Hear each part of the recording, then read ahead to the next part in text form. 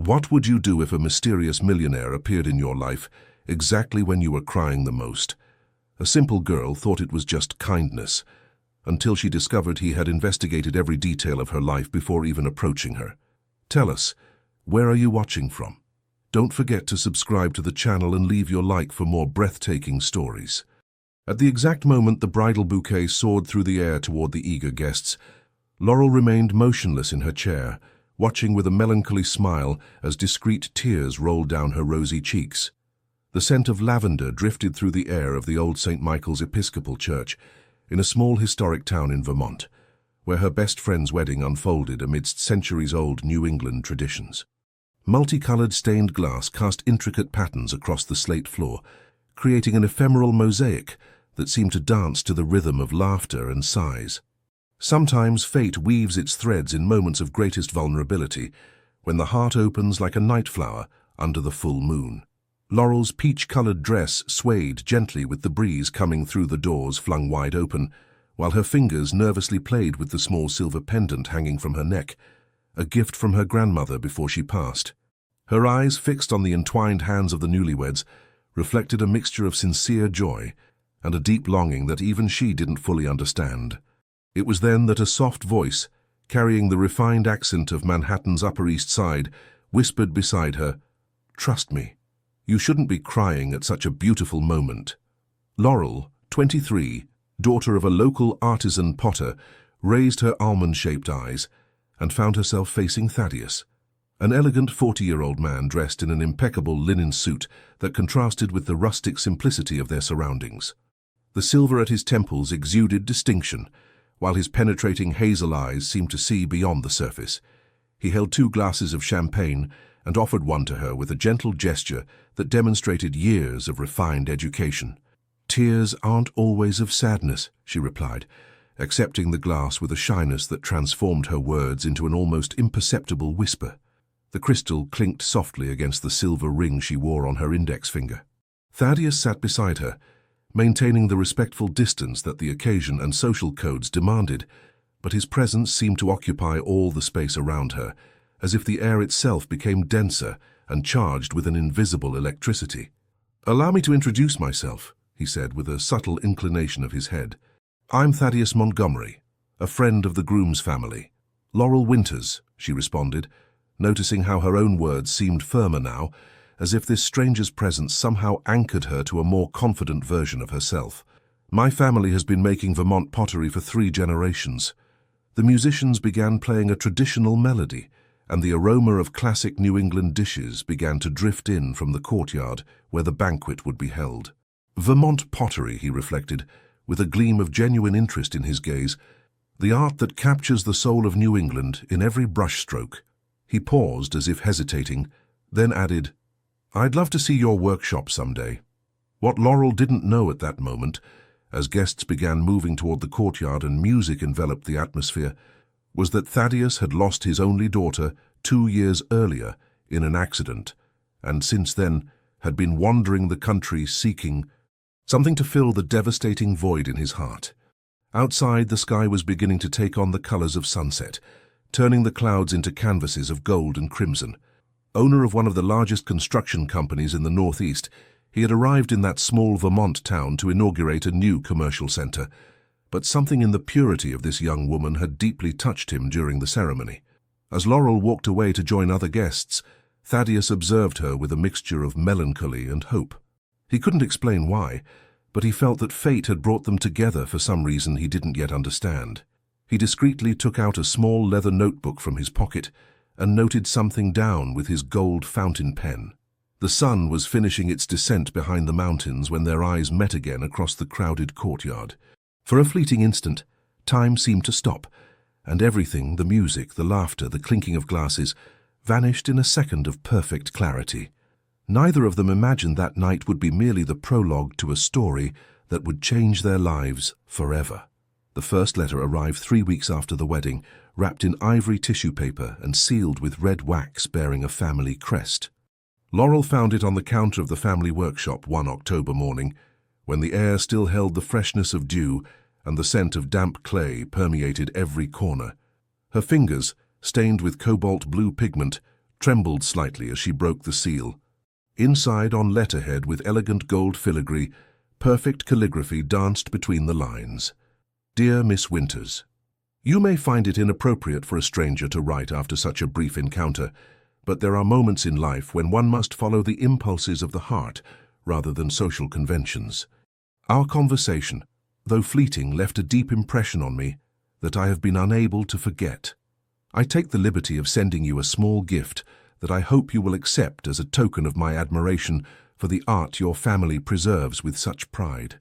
It is a book about ceramic traditions around the world that I found in an antiquarian bookshop in New York City. Perhaps you will find inspiration for your own creations in it.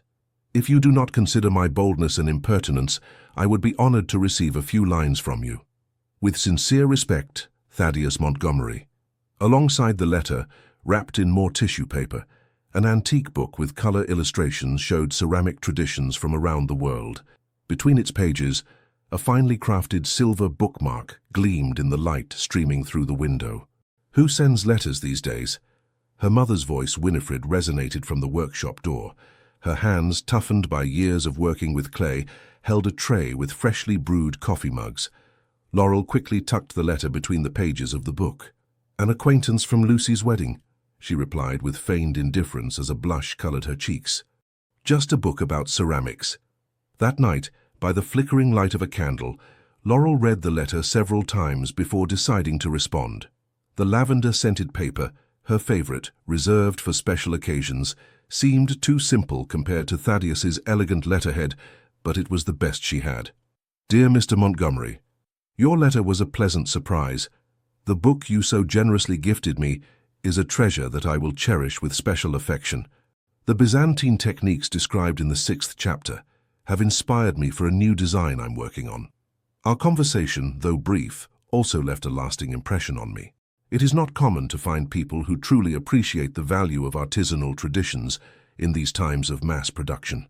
If you ever return to our small town, it would be a pleasure to show you our family workshop and the process we follow, transmitted through generations. Grateful for your attention, Laurel Winters. As she sealed the envelope, Laurel couldn't explain the nervousness she felt, as if she were about to cross an invisible threshold into unknown territory. Outside, the full moon bathed the rooftops of the colonial town with its silver light, and somewhere far away, a dog howled at the night. Over the following weeks, an unexpected correspondence flourished between them. Thaddeus sent handwritten letters on his letterhead, always accompanied by small gifts that reflected local traditions, hand-thrown pottery pieces, traditional Vermont maple candies, books of New England poetry with careful dedications. Laurel responded with lavender-scented letters, written by candlelight in her simple room above the family workshop, where the aroma of fired clay and ceramic glazes rose through the wooden beams each morning. With each letter, the initial formalities gave way to increasingly personal confidences. Thaddeus told her of his travels, his frustrated dreams of becoming an architect before inheriting the family business, his loneliness in the big city. Laurel shared her hopes of studying business administration, her Sunday walks around the town green after church, her efforts to modernize the family business without losing its traditional essence.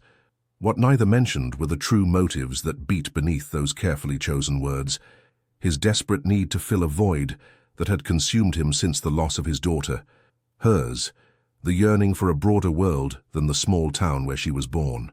The Winters pottery workshop had seen better days. The cracks in the clapboard walls had become more visible with the recent rains, and the main kiln needed urgent repairs that the family couldn't afford. Clarence, Laurel's father, spent entire nights reviewing ledgers that showed increasingly worrying numbers, while his wife Winifred said novenas to St. Anne asking for a miracle. "We'll have to sell part of the land," Clarence announced one night during dinner, his voice laden with a resignation that broke Laurel's heart. "I've already spoken with Mr. Jennings. He's interested in buying the back portion to expand his business." "But Dad, that land has belonged to our family since great-grandfather founded the workshop," Laurel protested, feeling a knot forming in her throat. "There must be another solution." "Sometimes, daughter, there are no other paths," he replied, passing a tired hand over his face. The wrinkles on his forehead seemed to have multiplied in recent months. "Competition from Chinese factories is killing us. People don't value handmade anymore. That night, Laurel wrote the most difficult letter thus far. With tears blurring her vision, she told Thaddeus about the workshop situation, not as a request for help, but as the unburdening of someone sharing a sorrow with someone they've begun to trust. A week later, when the town notary called at the Winters' door with official documents declaring that all the workshop's debts had been settled by an anonymous benefactor, Laurel immediately knew who was behind that gesture. "It's impossible to accept," her father declared when she, after much hesitation, confessed her suspicions. "We're not a family that accepts charity." "It's not charity, Dad," Laurel tried to explain, though she herself didn't fully understand the implications of that gesture. "It's an investment. Thaddeus believes in our work, in what we represent, and what will he want in return?" Winifred's voice, usually soft, acquired an edge that Laurel had never heard before. "Rich men don't give away money without expecting something in return, daughter." That same afternoon, Laurel walked to the post office to send an urgent telegram to Thaddeus's address in New York City. "Need to see you. Important matter. Please respond with possible date." 3 days later, a black car with tinted windows stopped at the town green. Thaddeus, dressed more casually than Laurel had seen him at the wedding but equally elegant, was waiting for her on a bench under the centuries-old covered bandstand. "You shouldn't have done it," were Laurel's first words as she sat beside him, her eyes fixed on the pigeons pecking at crumbs on the ground. "My family cannot accept." Thaddeus remained silent for a moment, observing the delicate profile of the young woman next to him. The afternoon sun drew copper highlights in her black hair gathered in a simple braid. "I didn't do it out of charity," he finally responded, with a sincerity that surprised them both. "I did it because, for the first time in a long time, I found something that matters to me. Your workshop, what it represents, what you and your family preserve, it's more valuable than you can imagine."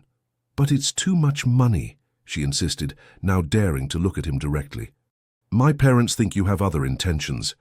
A shadow crossed Thaddeus's face, a vulnerability that contradicted his appearance as a powerful and confident man. "There are things about me you don't know, Laurel," he said quietly. "Reasons why this gesture means much more to me than to you." It was then that he first told her about Eliza, his daughter who had died 2 years earlier, showing her a worn photograph he always carried in his wallet. Laurel felt a chill upon noticing the resemblance, the same shape of eyes, the same shy smile. "She was your age," Thaddeus continued, carefully putting away the photograph with almost reverential care. "And she shared your passion for artisanal traditions. She was studying art restoration when—" His voice broke slightly. "Since then I've been looking for something that would give meaning to my life again." Laurel remained silent, processing the revelation and the complex emotions it awakened in her. Was it just the memory of his daughter that Thaddeus sought in their friendship? And why did she feel a pang of disappointment at that possibility? "I propose something," Thaddeus finally said, regaining his composure. "Consider it an interest-free loan, or better yet, a partnership. Your family maintains creative control and tradition. I provide capital and connections to modernize administration and open new markets." As the sun began to set behind the town hall, casting long shadows across the green, Laurel found herself considering a possibility she never would have imagined. An alliance that could save the family legacy, but that also drew her into unknown and potentially dangerous emotional territory. The changes at the Winters workshop became noticeable almost immediately. The roof was repaired, the main kiln modernized, and new carved wooden shelves replaced the old rickety ones. Clarence, initially reluctant, had accepted Thaddeus's proposal after long conversations, where the businessman demonstrated knowledge and respect for Vermont pottery that dispelled many of his doubts. The second surprise came when Laurel discovered that Thaddeus had bought the house next to the church where they met, planning to convert it into an inn to stay close to her during his increasingly frequent visits to the town. "Authentic federal architecture," he explained to curious neighbors who observed the restoration work, "a treasure that must be preserved and shared." But beneath the surface of that apparent harmony, waters were beginning to stir. The first rumors reached Laurel's ears one Sunday afternoon after church, when Mrs. Pembroke, the pharmacist's wife, approached with an expression of feigned concern.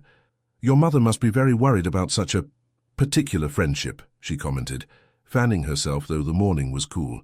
Such an important man from New York high society, suddenly interested in our little town. People talk, you know. Mr. Montgomery is a business partner of my family, Laurel responded with a firmness that surprised the woman. His interest is purely professional and cultural.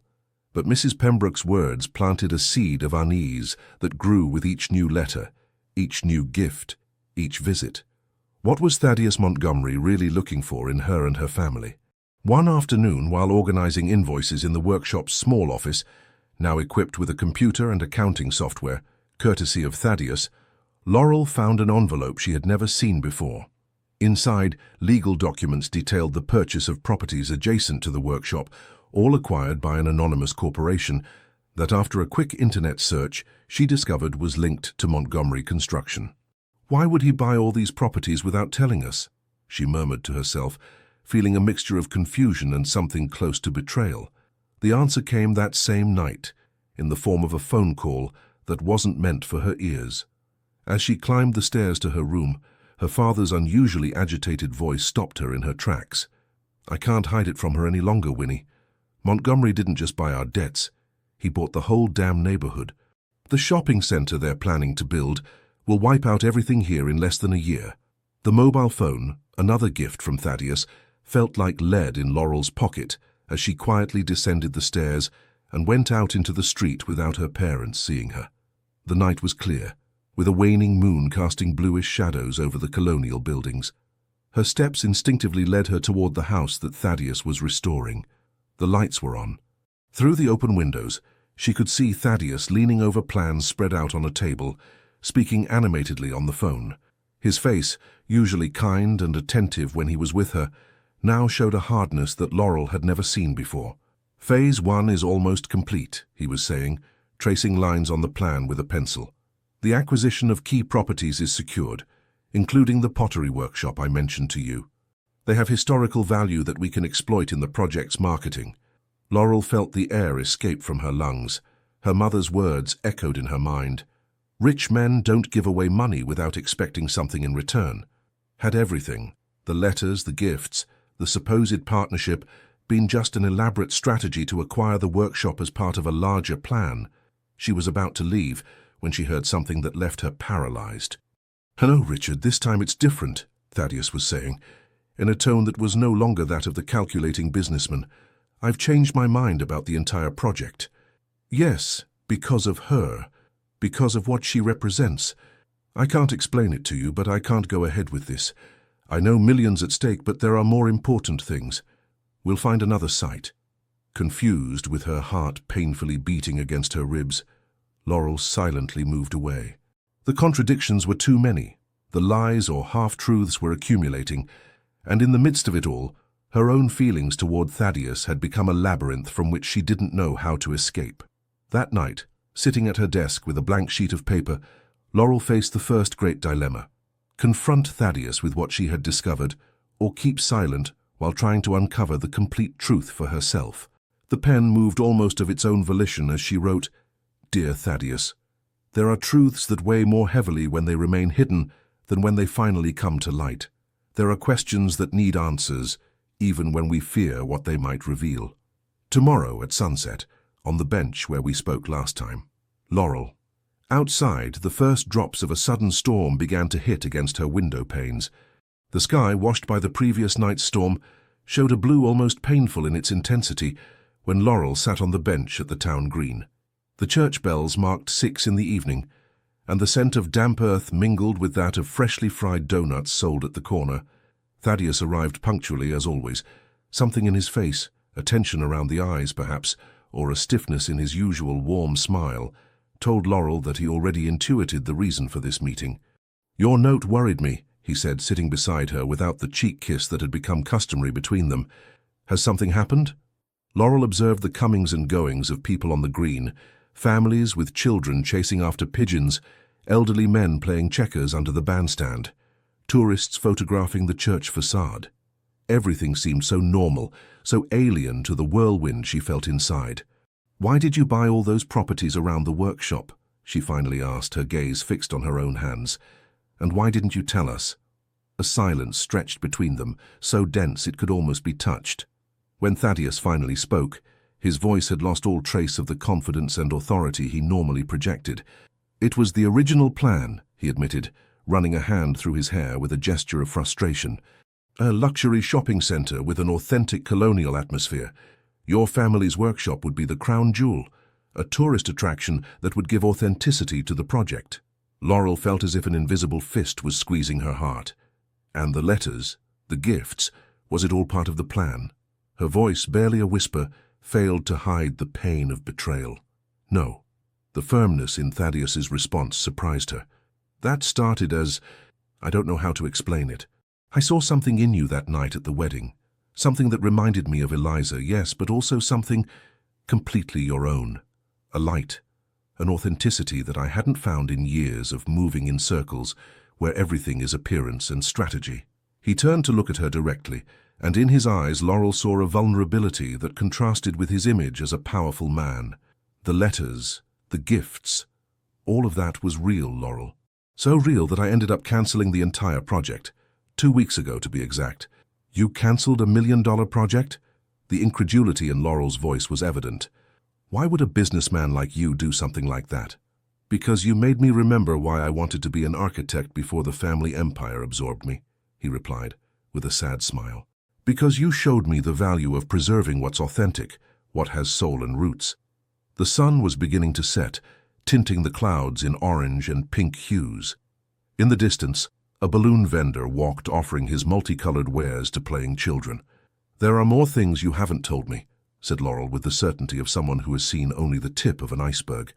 "Important things." Thaddeus breathed deeply, as if preparing for a difficult confession. "I'm engaged," he finally said, his eyes fixed on the horizon. "An arranged marriage with Sophia Alcott, daughter of our most important partners. An agreement between families that was sealed 5 years ago." Laurel felt the world stop for an instant. All the letters, the conversations, the shared moments, and he had never mentioned a fiancé. "And does she know? Does she know about me? About us?" The words came out before she could control them. "There is no us that she should know about, is there?" The bitterness in Thaddeus's voice was palpable. "Our relationship has been one of friendship, of mutual support. I've never crossed that line, Laurel, much as I may have sometimes wished to do so." The implicit confession hung suspended between them, like an unformulated question that neither dared to answer.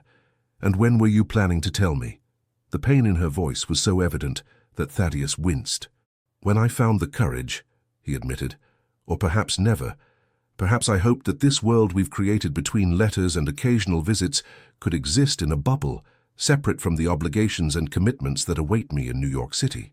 A sudden idea struck Laurel with the force of a revelation. "The other young women," she said, remembering fragments of conversations overheard in town, rumors about the New York businessman who had shown similar interest in other artisans in the region. "I'm not the first, am I?" Thaddeus's face showed genuine confusion. "Other young women? I don't know what you're talking about. In Woodstock, in Burlington, they say you've done the same thing. Suddenly appear, show interest in traditional workshops, offer financial help." A humorless laugh escaped Thaddeus's lips. "I see gossip flies even between towns." He took out his phone and, after searching for a moment, showed her photographs of 2 young women who indeed bore a certain resemblance to Laurel. "Emmeline and Cordelia," he explained, "daughters of workers who lost their lives in accidents at my company's construction sites. I helped them with their studies and family businesses, as a form of, I don't know whether to call it redemption or responsibility. I didn't meet them at weddings, nor do I write them scented letters, Laurel." The confusion on the young woman's face was evident as she tried to process all this new information, reorganizing the puzzle she thought she had solved. "So, what are we, Thaddeus? What is all this?" She extended her arms, implicitly encompassing everything that had occurred between them in recent months. Thaddeus remained silent for a long time before responding, carefully choosing his words. "We are 2 people who met at a moment of vulnerability and recognized something valuable in each other," he finally said. "What we do with that recognition, that's the decision we both face now." The stars were beginning to appear in the sky when Laurel rose from the bench. The weight of the revelations, the half-truths, and the unexpressed feelings made her legs feel weak. "I need time," she said, wrapping her shawl more firmly around her shoulders. "Time to think about all this." Thaddeus nodded, respecting her decision, though his face reflected the fear of having lost her forever. "I'll be here for 2 more weeks," he replied. "As much time as you need." As Laurel walked away with her back straight and her head high despite the inner storm that shook her, Thaddeus remained seated, watching as her silhouette merged with the shadows of the emerging night. In her room, hours later, Laurel took out all the letters she had received and spread them on her bed. Words written in blue ink on fine paper, confessions, yearnings, shared dreams. How much of it all had been true? And what would she do now with the feelings that, despite the lies and hidden truths, continued growing inside her like an obstinate flower that refuses to die even in arid terrain? The first rays of dawn filtered through the curtains when the insistent sound of an engine woke Laurel. Drowsily, she looked out the window to see an elegant black car stopped in front of the workshop. From it descended 3 people, 2 men in dark suits and an older woman, whose aristocratic bearing was evident even at a distance. With her heart racing, Laurel dressed hurriedly. When she came downstairs, the voices coming from her father's small office had already acquired a heated tone. "Unacceptable interference in family matters," the woman was saying, with an accent that betrayed her origin in the upper neighborhoods of Manhattan. "My son has responsibilities that he cannot evade for a provincial whim. Mrs. Montgomery, I assure you that no one in this house has tried to interfere with anything," Clarence responded, with a dignity that swelled Laurel's chest with pride. "The friendship between your son and my family has been transparent and respectful." "Friendship?" The disdain in the woman's voice was cutting like a knife. Thaddeus had never cancelled million-dollar projects for a friendship. He had never postponed his matrimonial engagement for a friendship. Laurel stopped short before entering. Had Thaddeus postponed his engagement? That information hadn't been part of his confessions at the town green. "Mrs. Eleonora," one of the men intervened in a conciliatory tone, "perhaps we should focus on the legal aspects. The investment made in this workshop—" "The investment will be reimbursed," interrupted Winifred, whose calm voice contrasted with the tension in the atmosphere. "With interest, if necessary. We don't want anything that comes with conditions that compromise our daughter." "Oh, please." Eleonora's laugh was cold as ice.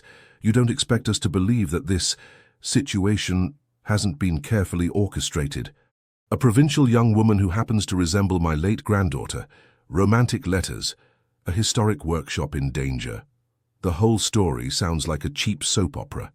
Unable to contain herself any longer, Laurel entered the room. 4 pairs of eyes turned toward her, with expressions ranging from surprise to critical evaluation. "Good morning," she said, with a calmness she didn't feel at all. "It seems you're discussing matters that directly concern me. Perhaps I should participate." Thaddeus's mother studied her from head to toe, with a look that seemed designed to make her feel insignificant. She was an imposing woman. Perfectly coiffed silver hair, discreet but evidently expensive jewelry, and a tailored suit that screamed haute couture in every seam.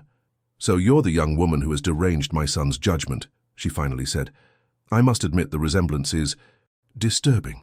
"Mother, please." Thaddeus's voice from the door surprised everyone. No one had heard him arrive. His face showed an unnatural paleness, and his reddened eyes suggested a sleepless night. "I specifically asked you not to come, to let me handle this my way." "Your way?" she replied with evident exasperation. "You mean hiding in this town, writing letters like a teenager, and abandoning your responsibilities?" "The Alcotts are furious, Thaddeus. Decades of family alliances at risk because suddenly you decided you needed to find yourself or some similar nonsense." The tension in the small office was so dense it could be cut with a knife. Laurel observed the exchange with a mixture of fascination and horror, like someone witnessing an accident in slow motion. "Excuse me," she intervened, surprising even her parents with her firmness. "I don't know what Thaddeus has told you about our relationship, but I assure you there is no provincial whim, as you call it, Mrs. Montgomery.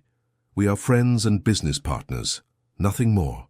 The words came out of her mouth with a conviction that completely contradicted what her heart felt, but wounded pride and indignation at the treatment received pushed her to build a protective wall around her true feelings.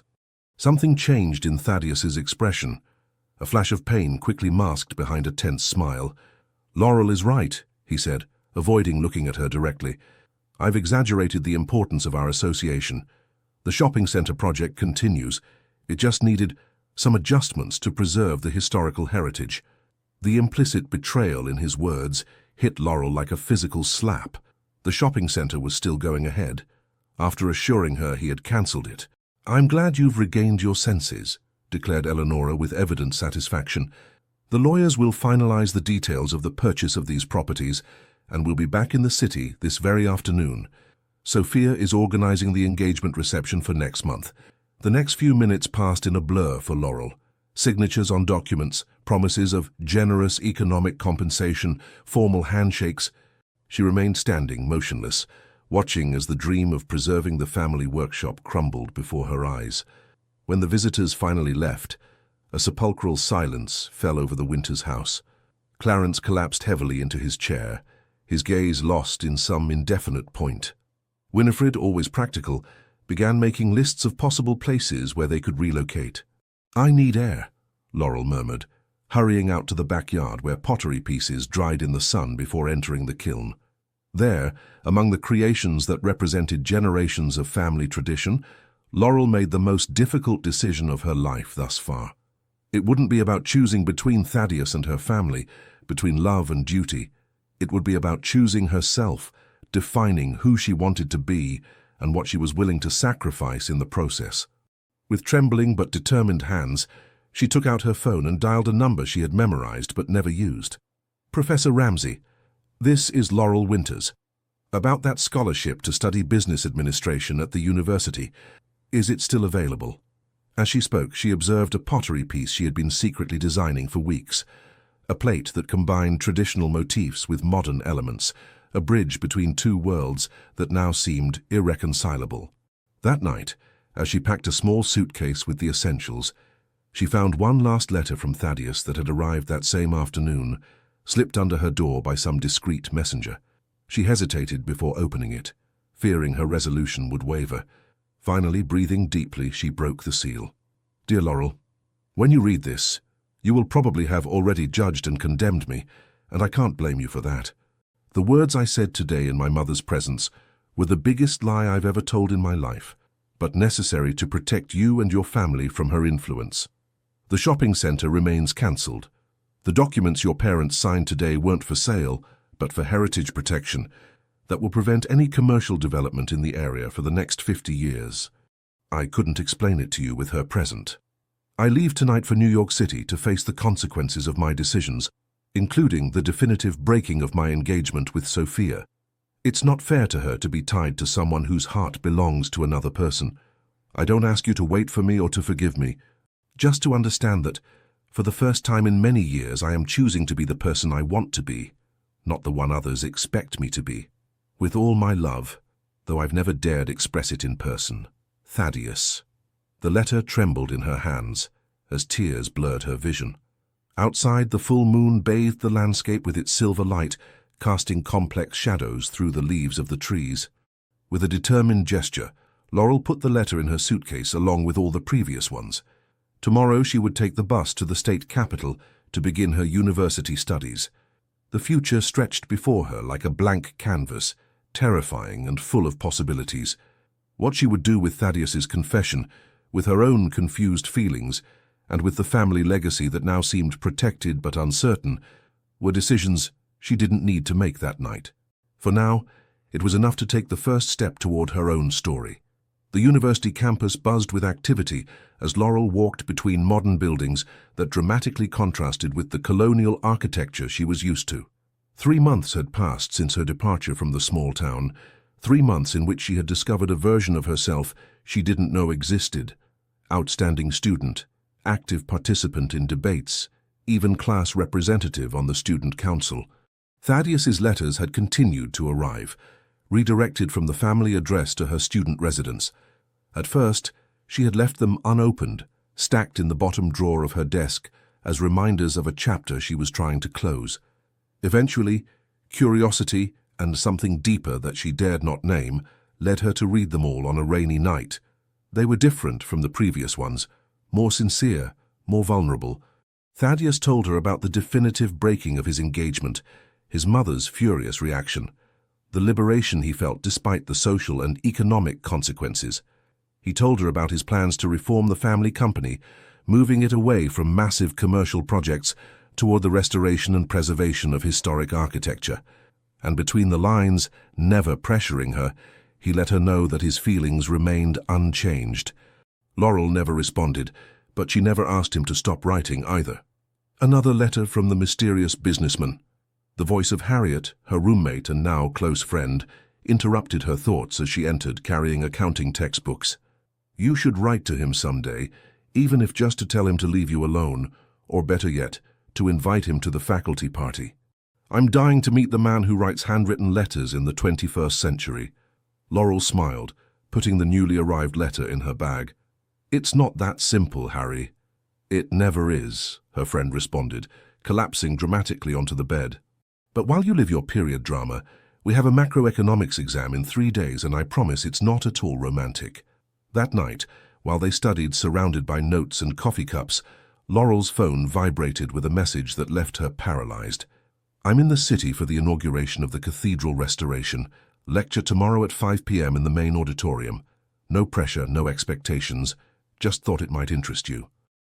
Go, said Harriet, who had read the message over her shoulder. What's the worst that could happen? The worst, thought Laurel, would be to confirm that the feelings she had tried to bury remained as alive as ever. The auditorium was almost full when she arrived, deliberately late to avoid any prior encounter. She sat in the last row, partially hidden by a column. From there, she could perfectly see the podium where Thaddeus, elegant as always but with a more relaxed air than she remembered, spoke passionately about the importance of preserving architectural heritage, not as museum pieces, but as living spaces that connected the past with the present. True preservation is not about freezing time, he was saying, with a conviction that captured the attention of the entire audience, but about allowing these structures to continue telling stories, evolving while maintaining their essence. It's a dialogue between generations, not a monologue from the past. His words resonated deeply with Laurel, who saw evident parallels with her own family's struggle to keep the pottery tradition alive in an increasingly industrialized world.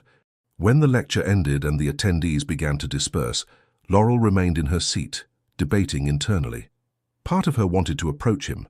Another insisted it was better to maintain the distance that had cost her so much effort to establish. The decision was made for her when, upon looking up, she found Thaddeus standing in the aisle looking directly at her. He hadn't approached, respecting the space she had created between them, but his gaze contained a silent question. With her heart hammering against her ribs, Laurel stood up and walked toward him. The world around her seemed to fade. The departing students, the professors conversing in small groups, everything became a peripheral blur as the distance between them shortened. You came, he said simply when they were face to face. He didn't try to hug her or kiss her on the cheek, just stood there, with his hands in his pants pockets, vulnerable in his restraint. Your lecture was interesting, she responded, surprised by the calm in her own voice when inside she felt a whirlwind of emotions, especially the part about the dialogue between generations. A shy smile, so different from the confidence he usually projected, appeared on Thaddeus's face. Do you have time for coffee? He asked. There's a quiet cafe near campus. Laurel hesitated. Every instinct for self-preservation screamed at her to walk away, to maintain the independence that had cost her so much to build these months. But another voice, equally insistent, reminded her that running away wasn't the same as being free. One coffee, she finally agreed. I have to get back to studying soon. The cafe was a cozy space, with books stacked on shelves that covered the walls and the aroma of freshly ground coffee floating in the air. They sat at a remote table, where the ambient music created a bubble of privacy. You look well, said Thaddeus after they ordered. University life seems to suit you. It does, she confirmed. I'm learning a lot, not just in classes but about myself. And you? Your letters mentioned important changes. Fundamental ones, he nodded. The company is taking a completely new direction. My mother nearly had a heart attack when I announced we would move away from shopping centers and luxury condominiums to focus on heritage restoration and sustainable housing. They conversed for almost 2 hours, rediscovering each other in this new context, far from the complications that had marked their initial relationship. Thaddeus told her about restoration projects in small communities, similar to hers, where traditional techniques were combined with modern technology. Laurel shared her ideas for modernizing the family workshop's administration without losing its artisanal essence. It was a conversation between equals, without the power imbalances or hidden truths that had overshadowed their first encounters. When they finally went out into the street, night had fallen over the city. Art Deco street lamps illuminated the main avenue, projecting golden circles on the pavement. "I'll walk you to the residence," he offered. "It's not necessary," Laurel responded automatically, a reflex of the independence she had cultivated. "I know," Thaddeus smiled, "but I'd like to, if you'll allow me." They walked in comfortable silence, occasionally broken by comments about the surrounding architecture or light anecdotes. When they reached the entrance to the student residence, they stopped, suddenly aware that this reunion was coming to an end.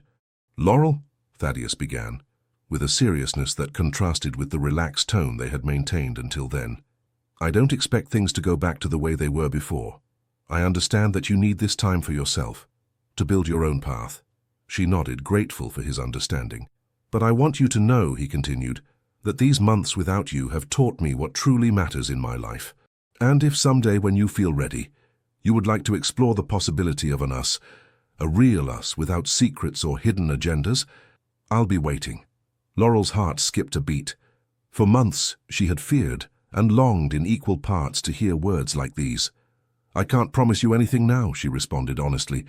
"I need to finish my studies, to find my place in the world on my own." "I understand," he said, and the sincerity in his eyes confirmed to her that he truly did. In an impulse that surprised them both, Laurel leaned in and gave him a brief kiss on the cheek. "But you can keep writing," she conceded with a small smile, "and maybe this time I'll respond." The hope that illuminated Thaddeus's face was like a miniature dawn, beautiful in its restraint. As she watched him walk away down the avenue, Laurel understood that sometimes paths that separate do not do so forever, but to allow each traveler to find their own strength before meeting again.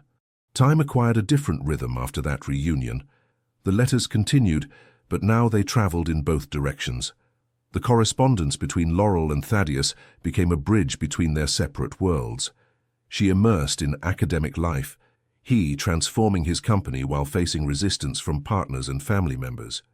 It was during the summer vacation, when Laurel returned to her hometown to help at the family workshop, that the first serious crack appeared in the path of reconciliation they had been carefully building. It all started with a note in the local newspaper. "New York businessman acquires land for new tourism project." The photograph showed Thaddeus shaking hands with the town mayor in front of the town hall. The article mentioned a development that will revitalize the local economy while preserving its colonial essence. "Did you know anything about this?" Clarence asked during breakfast, sliding the newspaper toward her with a grave expression. "No," Laurel responded, feeling a familiar sensation of betrayal forming in the pit of her stomach. "He didn't mention anything in his letters." "I always knew that man wasn't trustworthy," Winifred interjected, serving more coffee with abrupt movements that betrayed her agitation. "Promise one thing and do another. Typical of those rich folks from the city." Laurel remained silent, rereading the article in search of details that might explain this apparent contradiction with everything Thaddeus had told her about his new business vision. The project was vaguely described as a tourism circuit that will integrate local crafts, without further specifications. That afternoon, while helping her father prepare glazes for a special firing, the workshop phone rang. The voice on the other end was that of Richard, Thaddeus's assistant. "Miss Winters, Mr. Montgomery asked me to contact you. He's in town and wishes to see you urgently to personally explain about the project you may have seen in the news." The meeting was arranged for that same evening at the inn that Thaddeus had restored next to the church where they had met.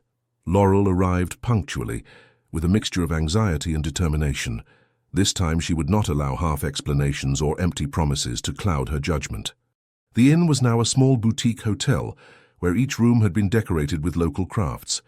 The central courtyard, with its stone fountain and clay pots full of climbing roses, preserved the colonial essence while incorporating modern touches in lighting and furniture. Thaddeus was waiting for her by the fountain, with a leather portfolio on the table and an expression that mixed anxiety and determination. "Thank you for coming," he said, rising to greet her without attempting the cheek kiss that had become customary in their recent encounters. "I know the article must have surprised you." "Surprised is an euphemism," Laurel responded, sitting with her back straight and hands folded on the table. "It seemed we had agreed to be honest with each other." "And I am being honest," Thaddeus insisted, opening the portfolio and spreading several plans and documents. "This project is not what it appears to be in that sensationalist article. It's exactly the opposite of an invasive commercial development."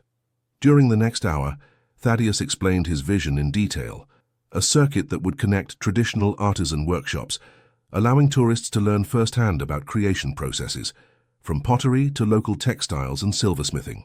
The project included scholarships for young apprentices, origin certification programs, and a digital platform for direct sales without intermediaries.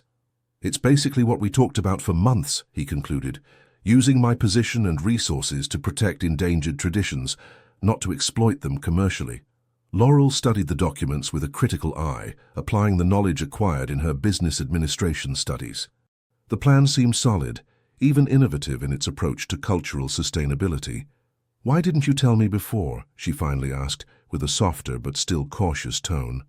"I wanted to have everything ready, all permits secured before sharing it with you," Thaddeus admitted. "I guess I wanted to impress you, to show you that my words about changing the company were serious." Something in his explanation didn't quite convince Laurel. A piece of the puzzle still didn't fit. "And your mother, the Alcotts? Are they all in agreement with this new direction?" A flash of discomfort crossed Thaddeus's face before he could hide it. "They're adapting," he responded, carefully choosing his words. "My mother still thinks it's a phase, that eventually I'll return to large-scale projects. The Alcotts have withdrawn part of their investment, but we have new partners more aligned with this vision." Something in his tone alerted Laurel. She had spent enough time with him to recognize when he wasn't being completely sincere. "What aren't you telling me, Thaddeus?" The silence extended between them, heavy as lead. Finally, with a sigh of defeat, Thaddeus took a tablet from his briefcase and slid it toward her. "This will be published tomorrow in the financial newspaper in New York." The headline made Laurel's heart stop for an instant. "Montgomery Construction on the brink of bankruptcy after radical strategy change."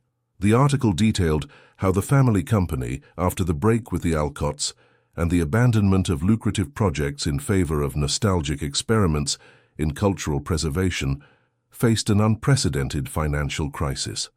"Why didn't you tell me?" Laurel's voice barely concealed her pain. "All those letters about the new projects, the initial successes." "Because it was true," Thaddeus responded, passing a hand over his face with a tired gesture. "The projects are working. They're viable in the long term. But the transition is being more costly than I anticipated. Traditional investors are withdrawing. Banks have frozen credit lines. And this project here," Laurel pointed to the plans on the table, "is it really what you say it is, or is it a desperate attempt to save the company?" The question floated between them like an accusation. Thaddeus looked her directly in the eyes. "It's both," he finally admitted. "I believe in this project, in what it represents. But I also need to demonstrate that this new approach can be profitable, and soon." The honesty, though late, was refreshing. Laurel felt some of her indignation dissipate, replaced by genuine concern. "How bad is it?" she asked. "I've had to sell my apartment in Tribeca and the summer house in the Hamptons," he responded with a sad smile. "If things don't improve in 6 months, I could lose everything. And you still go ahead with this?" The incredulity in Laurel's voice was evident. "For the first time in my life, I'm building something I truly believe in," Thaddeus responded with a conviction that was touching despite the circumstances. "Something that isn't just about accumulating more money or power." Laurel remained silent, processing everything she had just discovered. Part of her admired his determination. Another part felt betrayed by the half-truths that continued to characterize their relationship. "I need time to think," she finally said, picking up her purse. "This is too much to assimilate at once." Thaddeus nodded, respecting her decision, though the pain in his eyes was evident. "I just want you to know," he added as she stood up, "that none of my decisions has anything to do with you. I'm not expecting you to rescue me, or to feel responsible in any way. This is my path, my mistakes, my risks. Those words paradoxically weighed on Laurel more than any explicit request for help would have.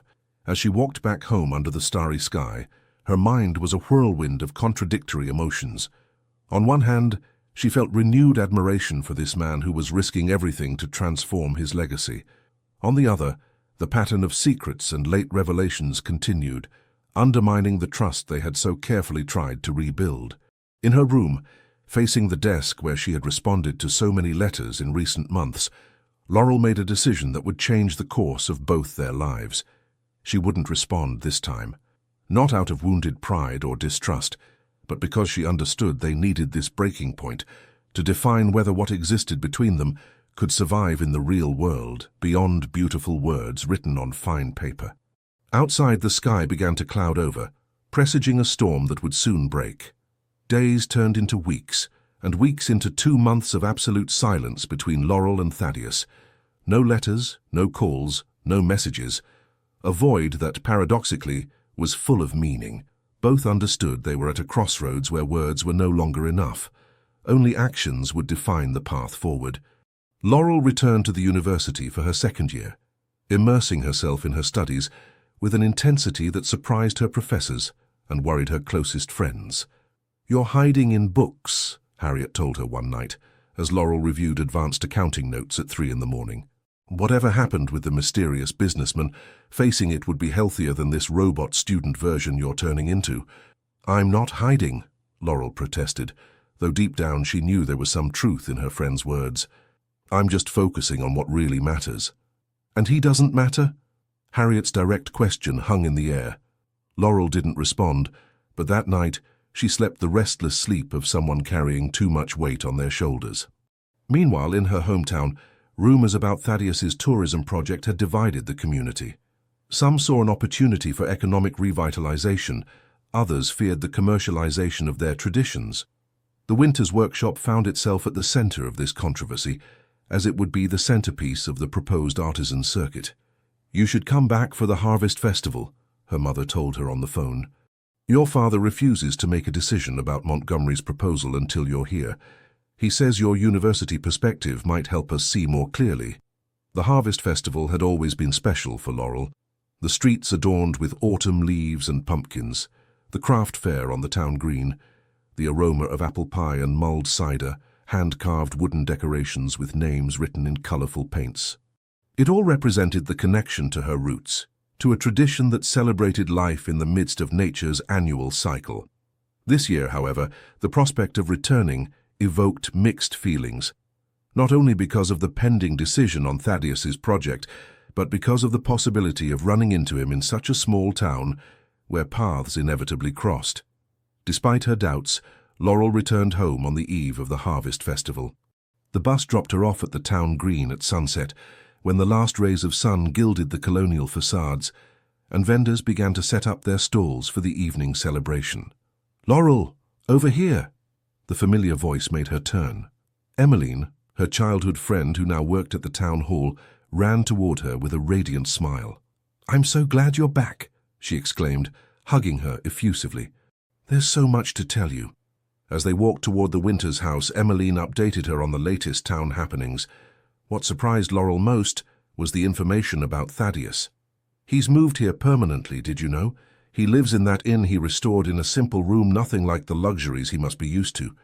And he works like crazy with the local artisans, not just the potters but also the weavers, the blacksmiths, even the traditional bakers." "Moved permanently?" Laurel couldn't hide her surprise. "What happened to his company in New York?" "It's the gossip of the moment," Emmeline responded, lowering her voice as if sharing a state secret. "They say the company went bankrupt, that the partners betrayed him, that his own mother filed a lawsuit to take control away from him. Everyone tells a different version. The only certain thing is that he's here, living almost like a local, and that famous tourism project is still moving forward, but now with foreign investors." The information hit Laurel like an unexpected wave. Had Thaddeus lost everything? And yet he continued with the project. Curiosity and concern fought within her as they approached her house. Her home was transformed for the occasion. An elaborate display of pumpkins, corn husks, and autumn flowers decorated the front porch. The scent of cinnamon and freshly baked bread permeated the atmosphere. After emotional family reunions and a dinner during which they deliberately avoided the topic of the tourism project, Laurel decided to take an evening walk through the town. The streets were full of life, musicians playing at corners, children running with paper lanterns, elderly people telling stories of harvests long past. Her steps led her, almost unconsciously, toward the church where it all began. The square in front of the temple had been transformed into a spectacle of light and color, with paper lanterns suspended between lampposts and a monumental carpet of autumn leaves forming intricate designs on the ground. It was there, contemplating this display of tradition and beauty, where she saw him. Thaddeus was sitting on a bench away from the bustle, observing the spectacle with a serene expression. He was dressed simply, almost austerely compared to the elegance that had always characterized him. An incipient beard now covered his face, and his temples showed more gray than Laurel remembered. Something in his posture, in the way he observed the celebrations with a mixture of fascination and respect, touched a deep fiber in Laurel's heart. This was not the calculating businessman she had feared to find, but a man who seemed to have found a certain peace in the midst of the storm that, according to rumors, had ravaged his previous life. Before she could decide whether to approach him or not, Thaddeus turned his head, and their eyes met across the square. For a moment, neither moved, as if an invisible spell kept them frozen in time while life continued around them. Music, laughter, the sweet scent of autumn flowers. It was Thaddeus who finally stood up and began walking toward her with slow, almost cautious steps, as if fearing that Laurel might vanish if he approached too quickly. "Hello," he said simply when he stood before her. He didn't try to touch her, didn't offer elaborate explanations or apologies. Just that word, loaded with everything they hadn't said in 2 months. "Hello," Laurel responded, surprised by the calm she felt. The anger, the confusion, the distrust. Everything seemed to have dissolved before the reality of the man standing in front of her, so different from the one who existed in her memories and fears. "Can we walk?" he asked, gesturing toward the less crowded part of the square. Laurel nodded, and together they moved away from the epicenter of the celebrations, toward a path bordered by trees where conversations could develop without the constant interruption of music and laughter. "I suppose you've heard the rumors," Thaddeus began, with a resigned smile. "Most of them are true for a change." "You lost the company?" Laurel asked directly. "The majority control, yes," he confirmed.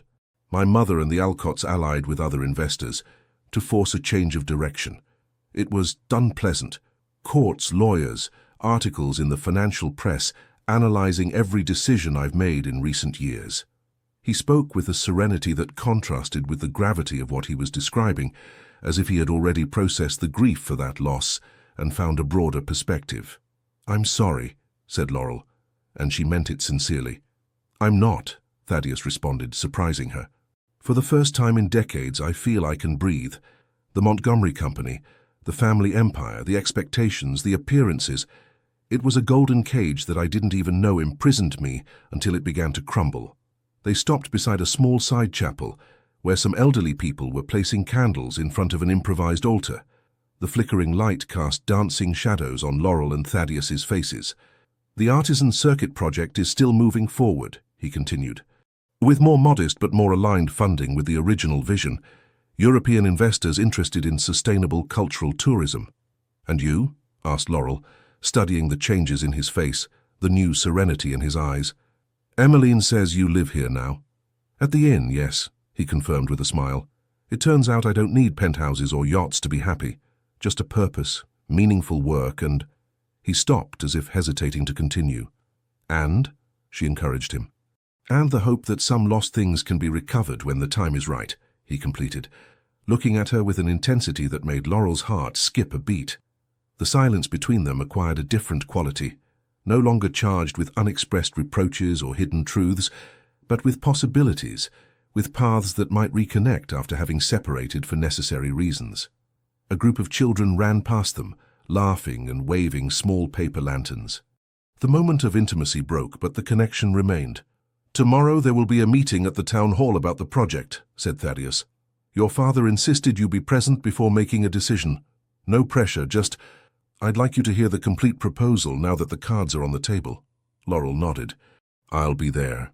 As she returned home that night, under a sky studded with stars and with the distant echo of the celebration's music, Laurel understood that the silence of these months had not been an ending, but a necessary turning point.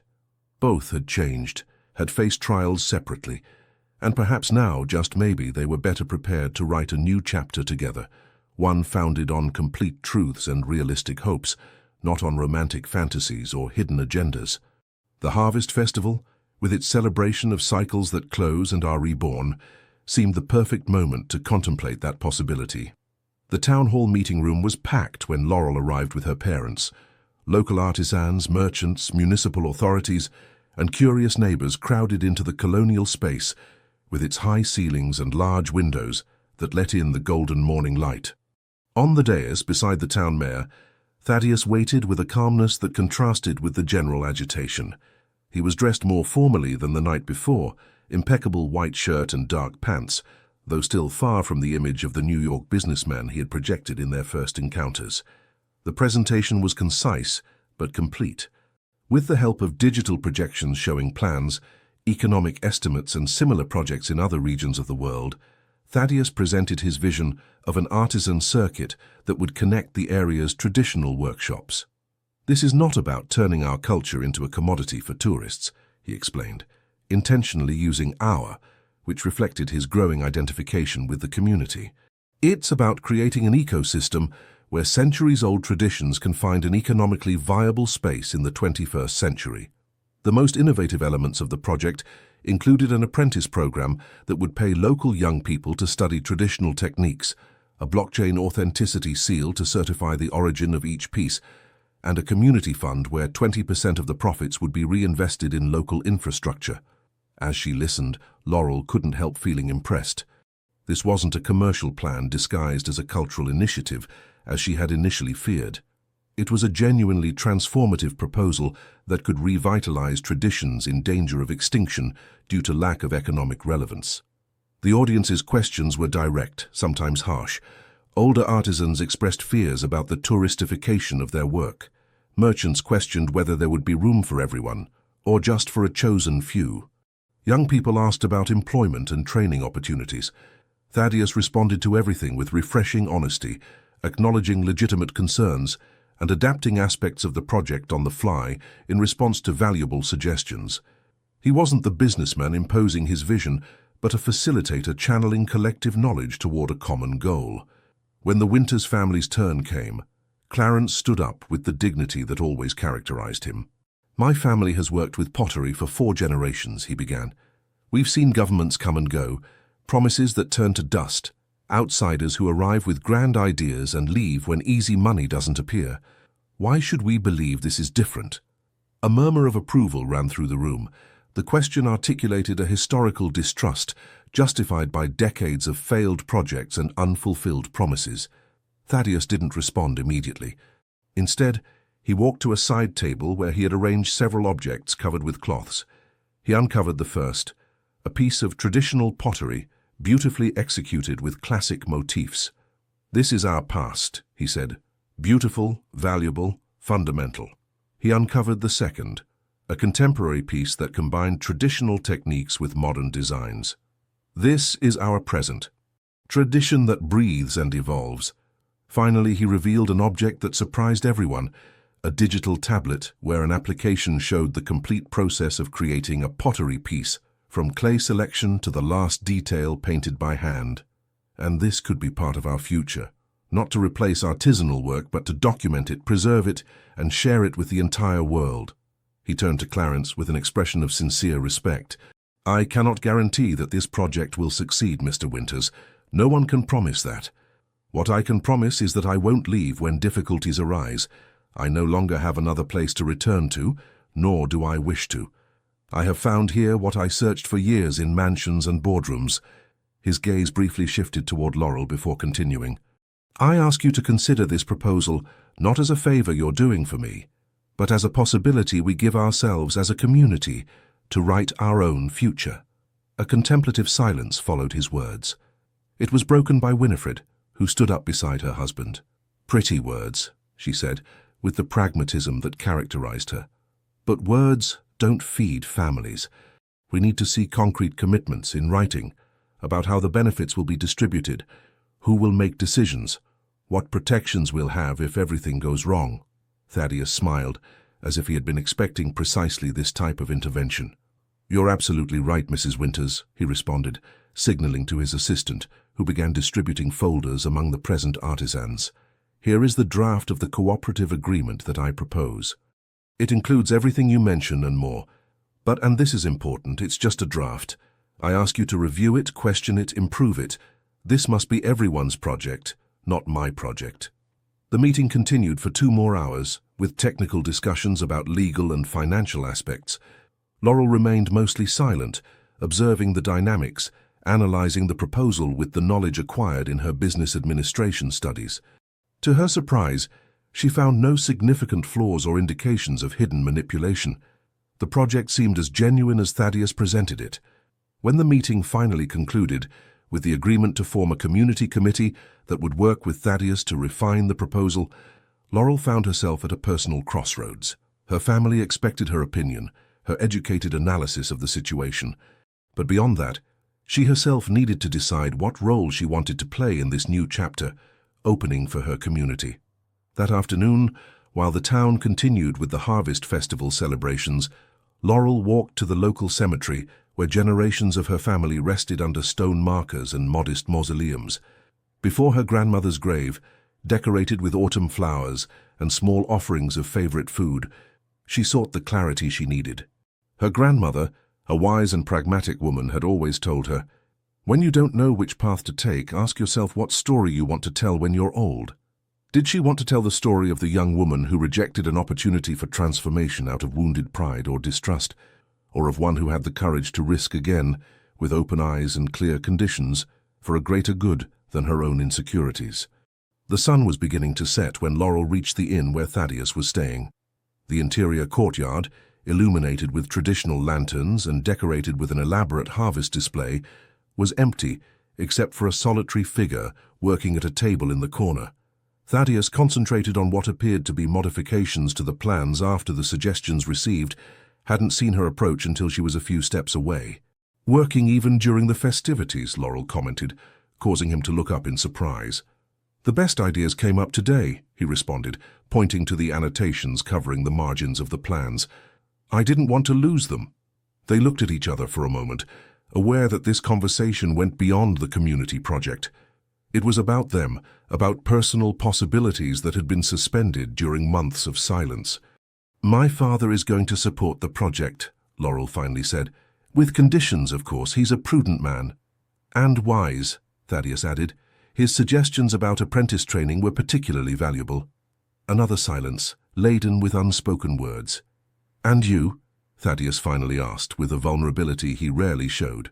Not as Clarence's daughter, or a business administration student. "You, Laurel, what do you really think about all this?" The question floated between them as the candles of the harvest display flickered in the night breeze.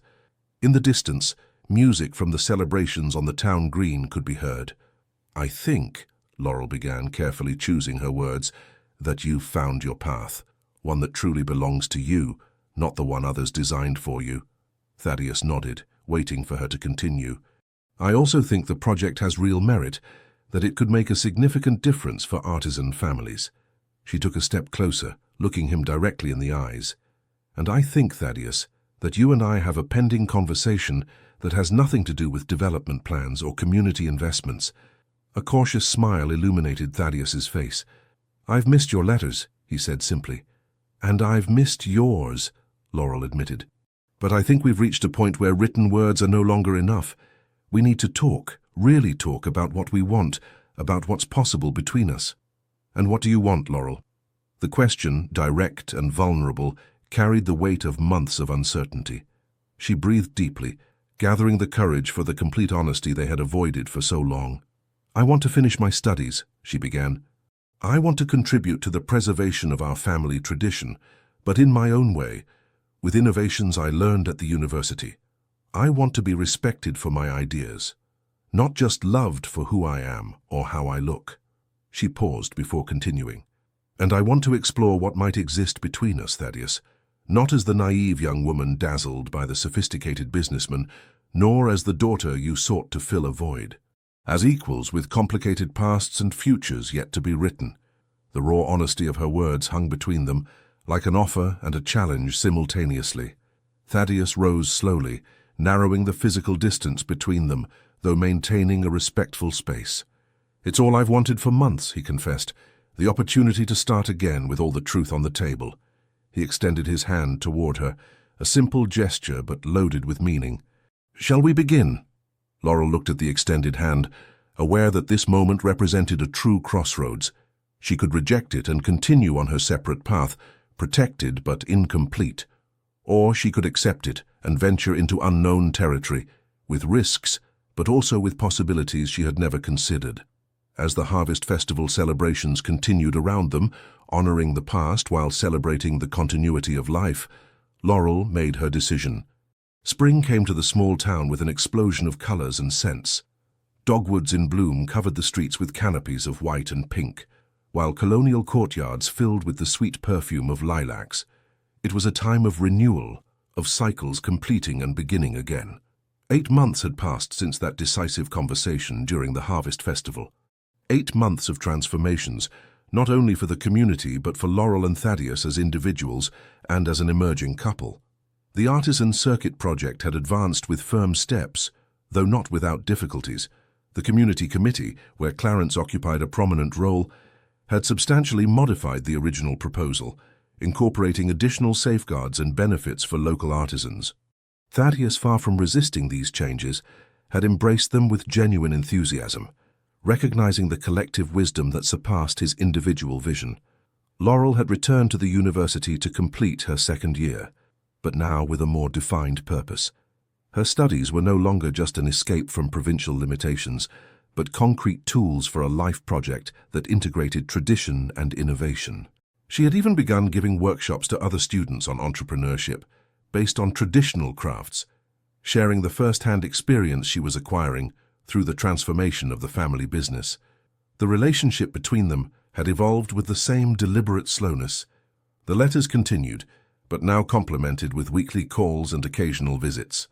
They had established clear boundaries, no hasty decisions, no grandiose promises, no sacrificing personal goals in the name of an idealized romance. "It's like learning to dance together," Thaddeus had said during one of their phone conversations. Two people with their own rhythms who find a common tempo. It was precisely this balance, this ability to advance together without completely merging, that had surprised those around them. Winifred, initially the most skeptical, had begun to soften her stance upon seeing how Thaddeus really listened to and valued Laurel's opinions, even when they differed from his own. "He doesn't resemble any rich man I've ever known," she had commented to her husband one night. "He has the humility of someone who has fallen and risen again by his own means." That spring day, Laurel was returning home for the Easter vacation with important news. She had been selected for a special exchange program in England, where she would study models of preservation and commercialization of traditional crafts. An exceptional opportunity that could bring valuable ideas to the community project, but that would also mean 6 months away at a crucial moment in the development. The bus dropped her off at the town green, now transformed with the first phase of the project. Discreet but informative signage about the region's artisanal history, a small information center for visitors, and most importantly, a community workshop where elder artisans taught traditional techniques to young apprentices. As she walked home, Laurel noticed other subtle changes. Facades restored with traditional techniques, small exhibition spaces integrated into existing businesses, a general atmosphere of renewed pride in the cultural heritage that defined the community. At the family workshop, the transformation was even more evident. The space had been reorganized to allow visitors to observe the complete process of pottery creation without interfering with the work. New kilns, more energy efficient but faithful to traditional techniques, allowed greater production without sacrificing quality. And most surprisingly, 3 young apprentices worked alongside Clarence, learning secrets of the craft that once seemed destined to disappear with the previous generation. "My girl," exclaimed Winifred upon seeing her enter, abandoning the piece she was painting to embrace her daughter. "We expected you tomorrow." "I got an earlier bus," Laurel explained, setting down her suitcase to hug her father as well. "I couldn't wait to give you the news." During the family dinner, Laurel shared the details of the scholarship in England, carefully observing her parents' reactions. To her surprise, she didn't find the resistance she had anticipated. "It's an opportunity you can't reject," Clarence declared firmly. "What you learn there will be valuable not only for you but for the entire community." "Your father is right," added Winifred, serving more roast beef. "Besides, 6 months fly by, and now we have these modern phones to talk whenever we want." She proudly indicated the smartphone that Laurel had given her for Christmas, and which the woman had learned to use with surprising ease. There was an implicit question floating in the air, which Clarence finally verbalized after dessert. "Have you already told Thaddeus?" Laurel shook her head. "I wanted to talk to you first. I'm going to see him tomorrow." Her father's face took on a thoughtful expression. "That man has changed a lot since we met him. He's proven to be more than he appeared." Coming from Clarence, always cautious with his judgments, these words equaled complete approval. That night, in the solitude of her old room, Laurel contemplated the changes of the last months while rereading some of Thaddeus's most recent letters. His language had evolved, less flowery, more direct, but no less profound. He spoke of his daily struggles, small victories and occasional failures, lessons learned by integrating into a community so different from the elite circles where he had spent most of his life. What Laurel valued most was his honesty about mourning his old life. He didn't pretend the transition had been easy, or that he didn't miss certain aspects of his previous existence.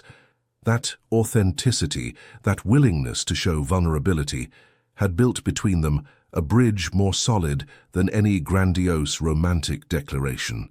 The next morning, Laurel walked to the inn where Thaddeus continued to live, though now in a small apartment he had furnished on the top floor. It was a simple but elegant space that reflected his personal evolution. Some objects of sentimental value from his previous life coexisted harmoniously with local crafts and books on regional history and culture. She found him in the courtyard, reviewing plans with master artisans for the next phase of the project, a training center where both traditional techniques and modern business skills would be taught.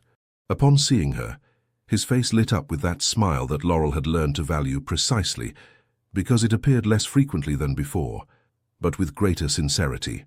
"You arrived early," he said, approaching for a brief hug and a chaste kiss on the cheek, the type of greeting they had established as comfortable for both in this phase of mutual rediscovery. "We need to talk," she responded, with a seriousness that immediately alerted Thaddeus. They walked to a small cafe on the corner of the town green, a place that had become their regular meeting spot during Laurel's visits. The owner, Mrs. Jenkins, always served them at the same corner table that offered some privacy without the complete isolation that would have fed local gossip. Once settled with coffee and traditional pastries, Laurel told him about the scholarship in England. She carefully observed his reactions, looking for signs of the possessiveness or manipulation she had so feared at the beginning of their relationship. What she saw instead was a transparent internal struggle, genuine joy for her opportunity mixed with the natural sadness at the prospect of separation. "It's perfect for you," Thaddeus finally said, taking her hand on the table in a gesture of support. "And for the project too. What you'll learn there could make a significant difference in how we move forward here." "It will be 6 months," Laurel emphasized, wanting to make sure he fully understood. "At a crucial moment in the development." "The project won't disappear," he responded with a calm smile. "And neither will I. We've waited and worked hard to get to this point. 6 months are barely a blink in the scale of what we're building." Something in his serenity, in his ability to see beyond the immediate moment, deeply touched Laurel. This was a different man from the impatient businessman she had met, accustomed to quick results and immediate satisfaction. "When would you leave?" asked Thaddeus, turning to practical aspects. "In a month," she responded. "Just enough time to prepare everything and finish the current semester. Then we have work to do," he declared with renewed energy. "We need to document everything achieved so far, prepare specific questions you could research there, maybe even organize some visits to similar projects in England." Laurel smiled, recognizing the methodical approach that made Thaddeus so effective even in this new life. Always the strategist, always thinking several steps ahead. "So we also need to talk about us," she said, interrupting his practical brainstorming, "about what these 6 months will mean for whatever we're building together." Thaddeus leaned back in his chair, adopting a more serious expression. "What do you propose?" he asked, leaving the space open for her to define the terms, a habit he had consciously developed to counteract the unequal power dynamic that had characterized their first interactions. "Freedom," Laurel responded firmly, "for both of us. No expectations of exclusivity. No promises that distance might make difficult to keep. 6 months to grow individually, and then, when I return, reassess where we are and what we want." She expected some resistance, perhaps even a flash of the possessiveness she had initially feared. Instead, she saw relief and respect in his eyes. "It's exactly what I was going to suggest," he admitted. "You need this time for yourself, to explore without the shadow of premature commitments. And I need to prove to myself that I can continue on this path for my own reasons, not just because it has become a bridge to you." The raw honesty of his response confirmed to Laurel that they had reached a new level of communication, one based not on romantic idealization, but on mutual recognition of their true needs and vulnerabilities. "We'll keep writing to each other," she added, feeling that something as valuable as their correspondence should not be lost. "Of course," he smiled, "though now we have more modern options than paper and ink." "I like paper and ink," Laurel insisted. "There's something about writing by hand, about knowing your fingers touch the same pages that mine will later touch." She stopped, surprised by the unexpected intimacy of the image she had evoked. A slight blush colored her cheeks as Thaddeus looked at her with an intensity he rarely allowed himself to show. "Then paper and ink it shall be," he conceded with a slightly husky voice. "Though, let's not completely dismiss the benefits of modern technology." The following month passed in a whirlwind of preparations. Laurel divided her time between finalizing her exams at the university, organizing documents for the trip, and intensive sessions with the project committee and with Thaddeus to maximize the value of her stay in England. Instead of distancing them, these preparations seemed to bring them even closer. They worked together with a natural synchronicity, complementing each other's strengths and mutually compensating for their weaknesses. He contributed the strategic vision and business experience. She, the deep connection with the community and intuitive understanding of how to preserve cultural authenticity in a commercial context. The night before her departure, the community organized a small farewell celebration at the town green. Artisans, local authorities, and neighbors gathered to wish her a good journey and give her small gifts, protection amulets, traditional sweets to combat homesickness, and most touchingly, a collaborative album where each artisan family had contributed photographs and messages about what they hoped to learn through her experience. "You go as an ambassador for all of us," declared Clarence in a brief speech that surprised those who knew his usual reserve. "And you'll return to help us build a future where our traditions are not museum relics, but living arteries of our community." Thaddeus remained discreetly in the background during the celebration, understanding that this was a moment between Laurel and her community. Only when the gathering began to disperse did he approach, carrying a small package wrapped in handmade paper. "So you don't forget where you come from," he said, giving it to her with a shy smile. "Open it when you're there." That night, as Laurel finished packing, she contemplated the extraordinary changes she had experienced since that day at her friend's wedding, when an elegant stranger had offered her a glass of champagne and words of comfort. The path had been winding, with betrayals and revelations, falls and recoveries, but each turn had led her toward a more authentic and stronger version of herself. Tomorrow she would depart for England, toward 6 months of new discoveries and growth. She went not as a naive young woman escaping provincial limitations, nor as a committed girlfriend fulfilling others' expectations, but as a complete woman, rooted in her community yet ready to spread her wings toward broader horizons. Rebirth, Laurel understood as she closed her suitcase, wasn't a single event, but an ongoing process of death and resurrection of old identities, of constant rediscovery of unexplored possibilities within oneself. London unfolded before Laurel a spectacle of fascinating contrasts. Gothic architecture alongside modern glass skyscrapers, traditional markets a few steps from avant-garde art galleries, elderly people playing chess in parks where young skateboarders performed impossible acrobatics. It was a city that had achieved what her small community in Vermont aspired to accomplish, keeping its traditions alive while embracing change and innovation. The first 2 months of the exchange program had been intense but revealing. Along with 15 other students from various North American regions, Laurel visited artisan workshops, rural cooperatives, and design centers where craftsmanship and technology dialogued as equals. What had impressed her most was the British approach to protected designation of origin, how entire regions had built solid economic identities around traditional products, from Staffordshire pottery, the British equivalent of her own tradition, to Harris tweed from the Scottish Islands.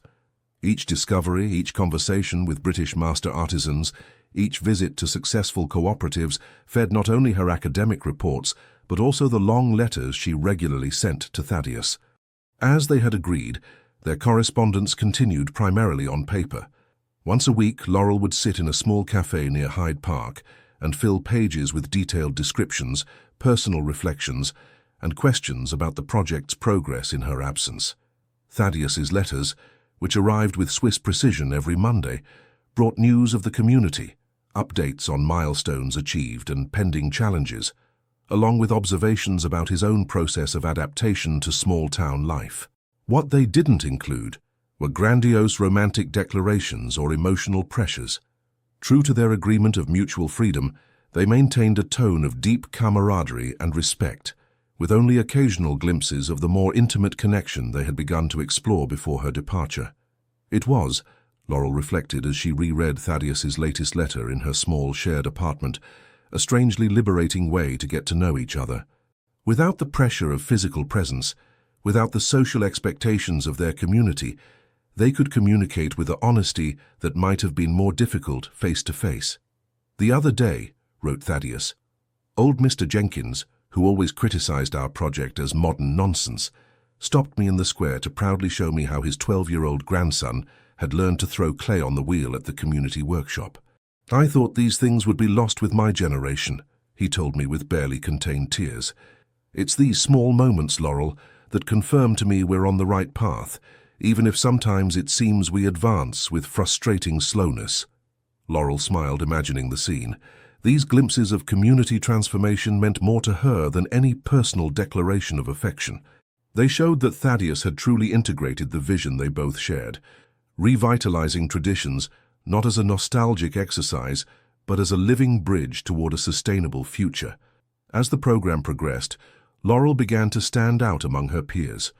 Her combination of practical artisanal knowledge, academic training in business administration, and direct experience in developing the artisan circuit in her community made her a unique voice during debates and presentations. "You have a perspective that many academics lack," Professor Harrington, the program coordinator, had told her after a particularly successful presentation on hybrid commercialization models. "You live with one foot in each world, the traditional and the contemporary, the local and the global."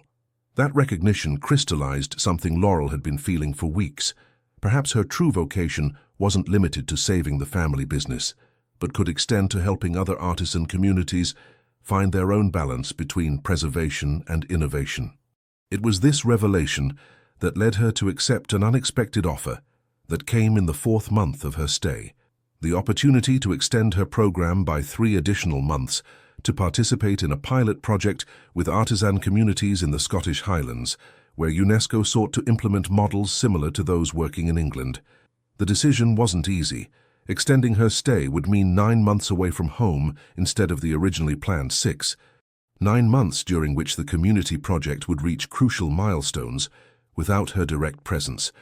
9 months of distance from Thaddeus, when she was already beginning to feel the yearning to resume what they had begun to build together. As she always did with important decisions, Laurel wrote 2 letters, one to her parents and another to Thaddeus, explaining the opportunity and her doubts. Her family's response came first, through a phone call in which Clarence, with his usual mixture of love and pragmatism, told her, "The workshop has existed for generations and will still be here when you return. Opportunities like this appear once in a lifetime." Thaddeus's response took longer to arrive, not by mail but in the form of a surprise package containing a plane ticket to London and a brief note. Some conversations need to happen face to face. Arriving Friday, the reunion in the small apartment that Laurel shared with 2 other students was initially awkward. After months of deep and honest written communication, physical presence reintroduced dynamics that had been suspended.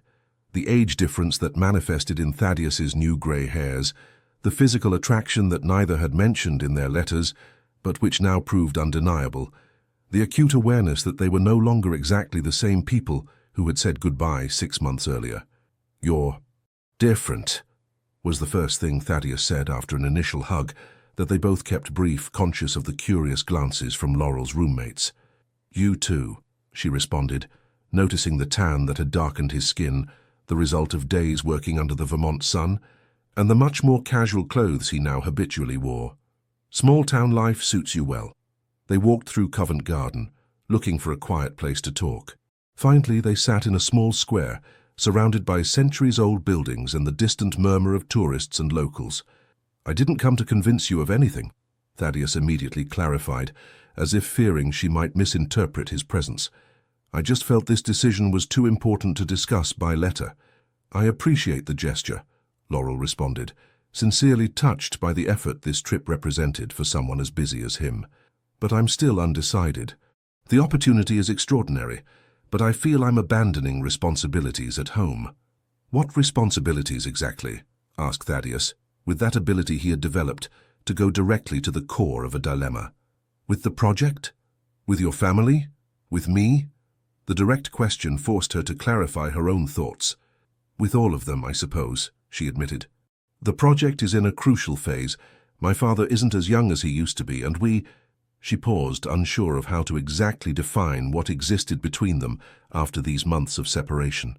"The project is progressing well," Thaddeus responded calmly. "Slower than we expected in some aspects, faster in others. Your father now has 3 capable apprentices who help him with the heavier tasks. And as for us," his voice softened, "I think we've demonstrated that distance doesn't destroy what is genuine." They spent the next 2 days exploring London, visiting both tourist attractions and artisan projects that Laurel had discovered during her stay. Thaddeus absorbed every detail with genuine interest, asking insightful questions and establishing connections with similar situations in Vermont. During these conversations, it became clear to both that the months of separation, far from weakening their connection, had refined it. They now communicated with a fluidity and depth that transcended the usual barriers between 2 people of such different origins and experiences. The night before Thaddeus returned to Vermont, they dined at a small restaurant in Hampstead, where the owner, an elderly Englishman who had taken a liking to Laurel during her regular visits, personally served them specialties that didn't appear on the menu. "I've been thinking about what you said about your responsibilities," Thaddeus commented as they shared a traditional sticky toffee pudding. "And I think you're asking the question backwards." "What do you mean?" asked Laurel, intrigued. "The question isn't what responsibilities hold you back, but what purpose drives you forward," he explained, tracing thoughtful circles with his spoon in the caramel sauce of the dessert. "When I began transforming the family company, I was tormented by thoughts about the responsibilities I was betraying. To my mother, to partners who trusted me, to employees whose security depended on conservative decisions." He paused, looking her directly in the eyes. "What allowed me to move forward, despite all those voices of guilt, was clarity about my purpose. I wasn't running from responsibilities. I was advancing toward a more authentic and meaningful purpose." The words resonated deeply with Laurel, suddenly illuminating the nature of her dilemma. It wasn't about choosing between competing duties, but about recognizing which path better served the purpose that had been crystallizing within her during these months. "My purpose," she said slowly, articulating a truth that had been forming inside her, "is not just to preserve the family workshop or even revitalize our community. It's to create bridges between traditions and future, between artisan communities from different cultures facing similar challenges." Thaddeus nodded, with an expression that mixed pride and a touch of melancholy. "And Scotland offers you the opportunity to advance toward that purpose in a way you couldn't do by staying home right now," he completed. "Would you be disappointed if I accept?" The question contained all the unexpressed doubts about what this extension would mean for them. "I would be disappointed if you didn't," he responded with a genuine smile. "The woman I fell in love with isn't someone who abandons growth opportunities out of fear or guilt." The implicit confession floated between them, neither dramatized nor avoided, simply expressed as a truth that both had intuited but not verbalized until now. 3 months passed quickly, Laurel finally said, making her decision, "and Scotland is much closer to England than to Vermont." "Close enough for another visit, perhaps," suggested Thaddeus, with a hopeful gleam in his eyes that reminded Laurel that beneath the maturity and understanding he showed, the natural desire for proximity still existed. The next day at the airport, their goodbye was different from the one 6 months earlier. There was no uncertainty or terms to negotiate, just the silent confirmation that they had reached a new level of understanding.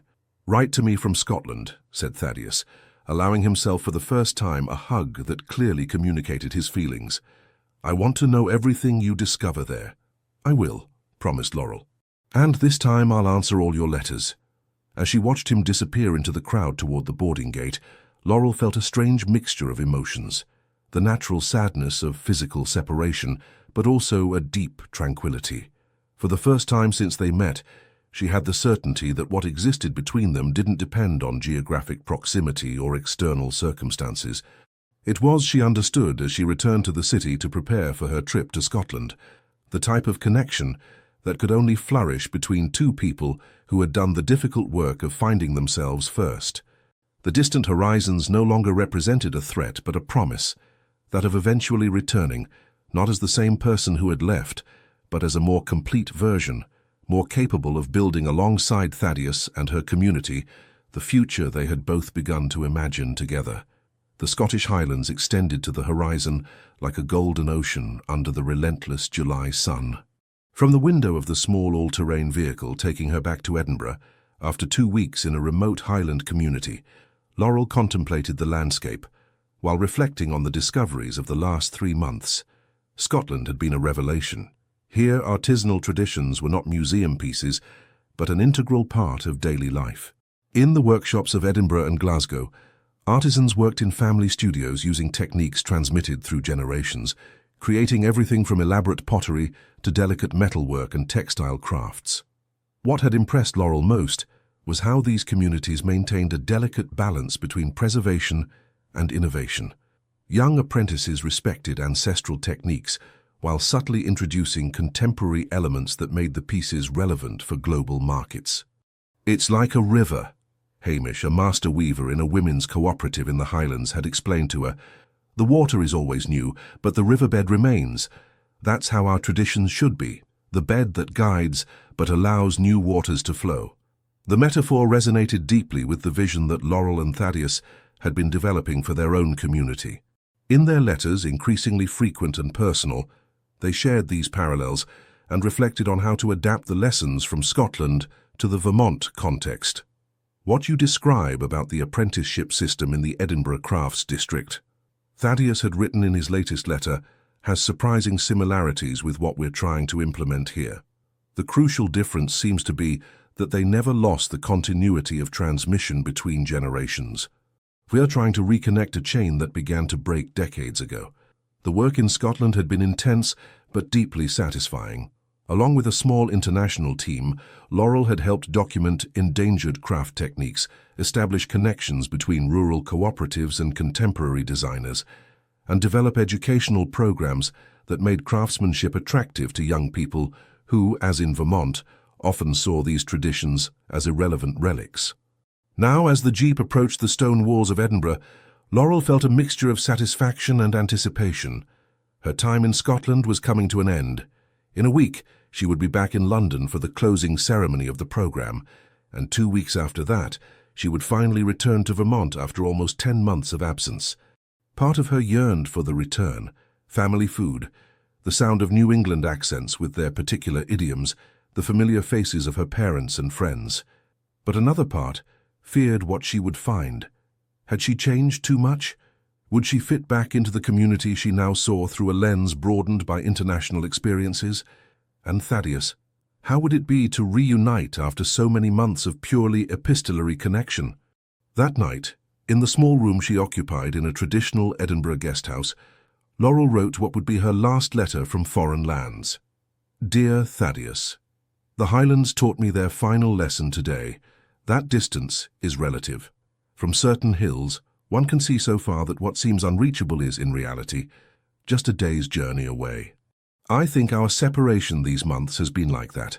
Apparently vast, but in essence, just a brief necessary journey for both of us.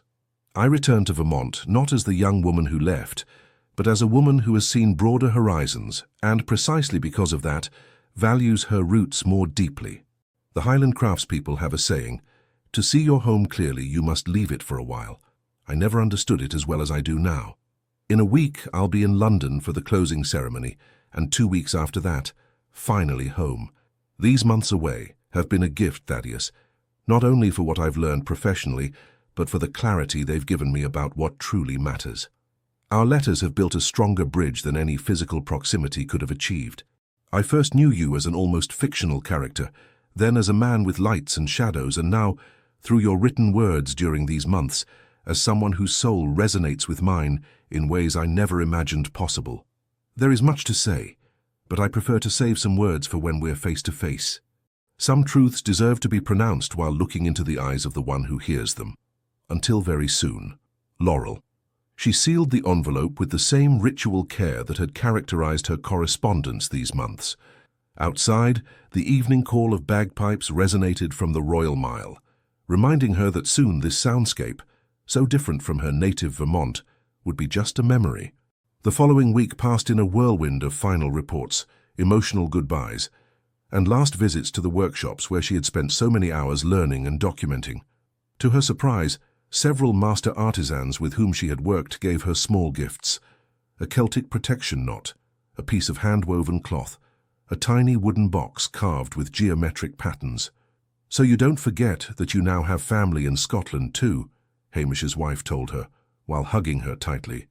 "And so you'll return to teach us what you learn in your land." The closing ceremony in London was more emotional than Laurel had anticipated. The 15 North American students who had shared this experience presented their final projects before an audience of academics, UNESCO representatives, and local artisans. Many, like Laurel, had extended their stays for special projects, and the personal transformations were evident not only in their presentations, but in their faces and attitudes.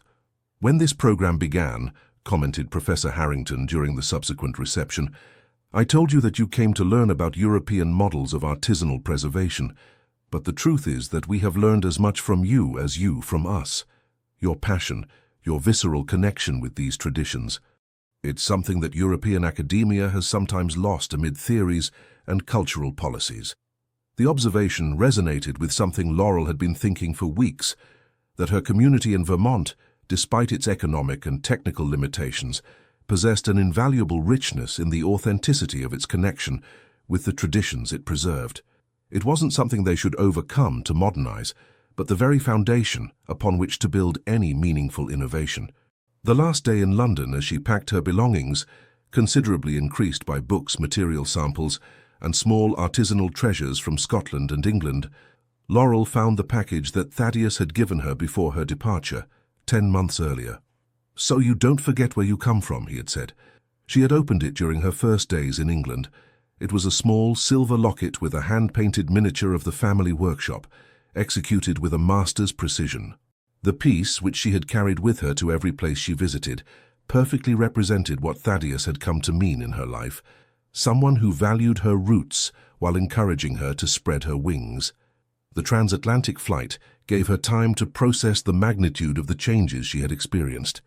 As she flew over the same ocean that centuries earlier had been crossed by both conquerors and artisans who brought European and African techniques to American lands, Laurel reflected on how traditions had always been the result of exchanges, adaptations, and creative reinterpretations. Vermont pottery itself was testimony to this, born from the meeting between European techniques and local sensibilities, transformed by limitations of local materials and enriched by the unique aesthetic of each generation of artisans. By the time the plane began its descent toward Boston, Laurel had reached an almost crystalline clarity about the next chapter of her life. She would complete her degree, of course, but with a renewed focus. Her thesis, already outlined in her mind, would explore collaboration models between international artisan communities, certification systems that protected traditional techniques, and educational strategies to involve new generations. The reunion with her parents at the airport was an explosion of emotions. Winifred, usually reserved, cried openly while embracing her daughter. Clarence, trying to maintain his usual dignity, failed to hide the moist gleam in his eyes. "You're different," her mother said, studying her with that penetrating gaze that seemed to read into the very last corner of her soul. "Stronger, more yourself." "That's what happens when you find your path," Laurel responded, surprised by the maternal intuition that had captured exactly the deepest transformation she had experienced. During the drive toward their small town, her parents updated her on local events. The Artisan Circuit project had advanced significantly. 5 traditional workshops now formed part of the network. A small community museum showed the history of regional crafts, and the apprentice program had grown to include 15 young people who divided their time between traditional training and classes in administration and marketing. "And Thaddeus," Winifred began with a tone suggesting she had saved this information for last, like one who reserves the main course after appetizers. "He has worked tirelessly. Sometimes I think he's trying to prove something, though I'm not sure to whom." "To himself, Mom," Laurel responded softly. "Primarily to himself." Upon reaching her town, Laurel immediately noticed the changes. Discreet but informative signage about artisan workshops, small exhibition spaces organically integrated into the colonial architecture. A general air of renewed pride reflected in freshly restored facades and beautified public spaces. The family workshop had undergone the most dramatic transformation. What was once primarily a productive space now combined traditional work areas with educational zones, where visitors could learn about the complete process of pottery creation. A small but elegant exhibition space displayed historical pieces alongside contemporary creations that fused ancestral techniques with innovative designs. "It was Thaddeus's idea," Clarence explained, as he showed her the renovated workshop. "He said we should be not just producers, but guardians of knowledge. At first it seemed crazy to me to dedicate so much space to something that didn't generate direct income, but it turns out visitors value authenticity. They buy more when they understand the process and history behind each piece." Laurel toured the space with admiration, recognizing the vision that she and Thaddeus had discussed so many times, but that he had implemented in her absence, respecting the essence while incorporating modern elements where beneficial. "Where is he?" she finally asked, aware that she had been avoiding the question since her arrival. "At the community center, supervising the installation of the new kilns," her father replied.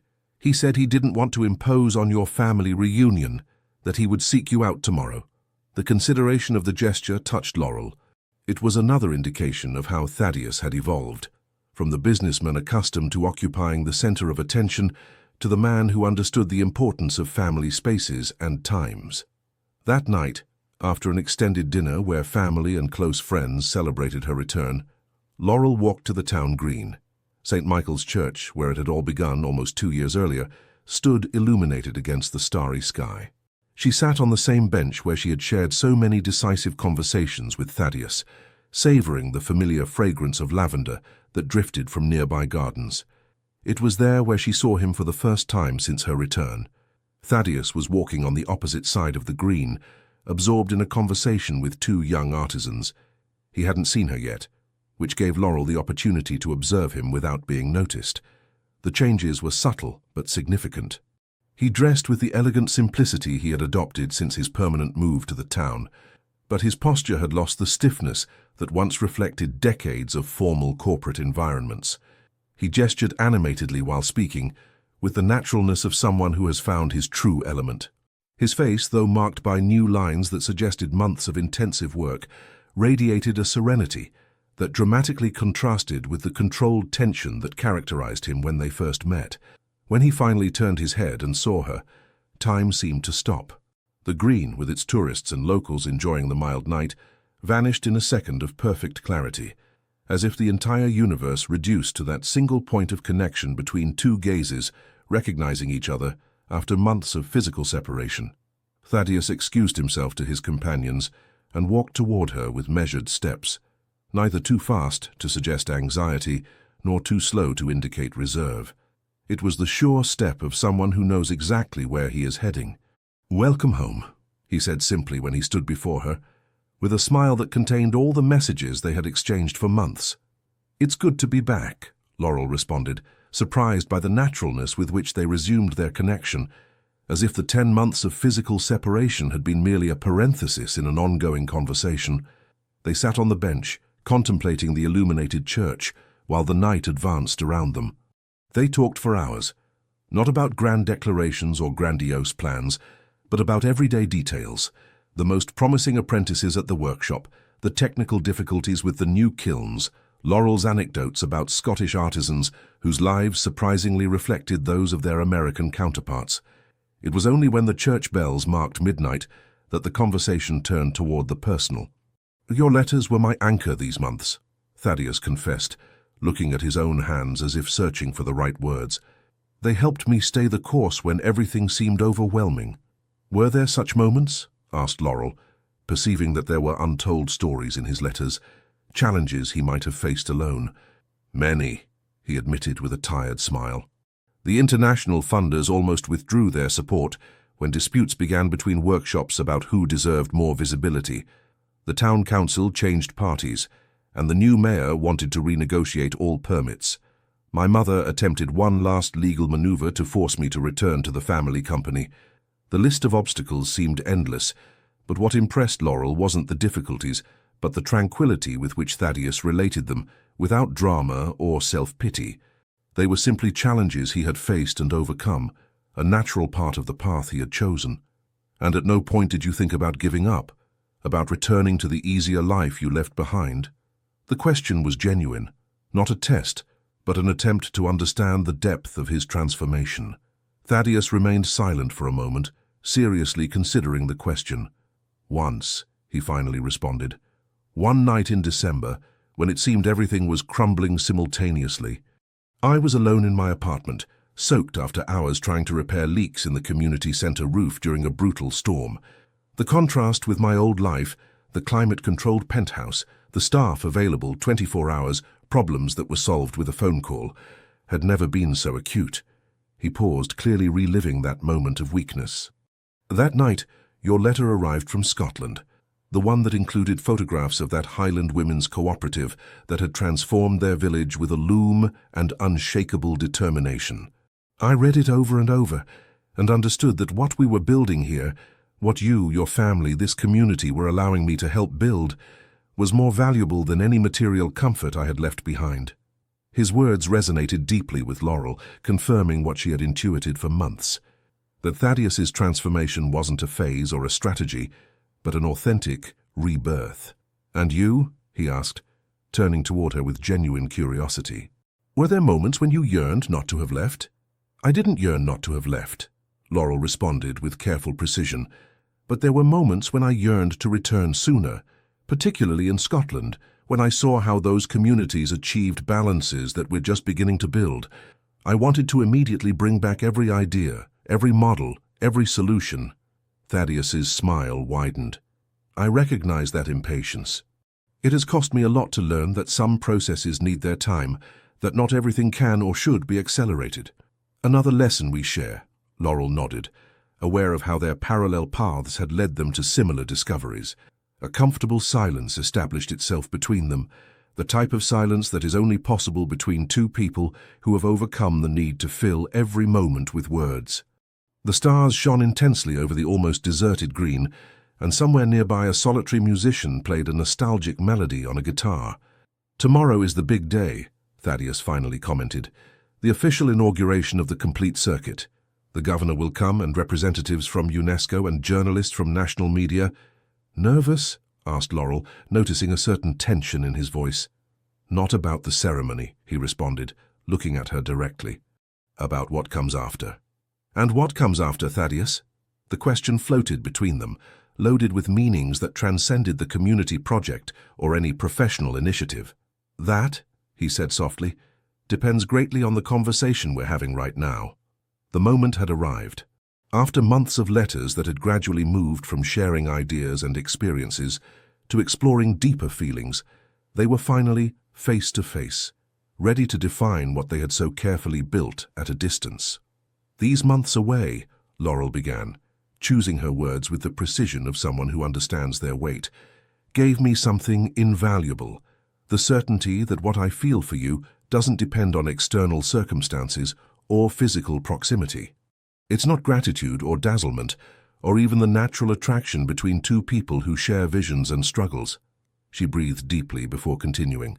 "It's something more fundamental, Thaddeus. A recognition that, in some way I can't rationally explain, our paths were destined to converge. Not when we met. We were different people then, you seeking to replace what you had lost, I trying to escape limitations I feared would define me forever. But now, after both of us have found our own center."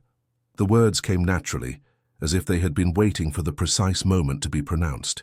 Thaddeus listened with complete attention, his eyes never leaving hers. "I'm not looking for grandiose promises or dramatic gestures," Laurel continued. "Just the opportunity to explore this convergence day by day, with honesty and respect for the individual paths we continue building." When she finished, a brief but dense silence fell between them. Thaddeus took her hands in his, a simple gesture that communicated more than any elaborate declaration. "For years," he finally said, "I've been searching for something I couldn't name. I looked for it in professional achievements, in social recognition, in material pleasures. When I lost Eliza, that emptiness became unbearable, and my searches became more desperate, less coherent."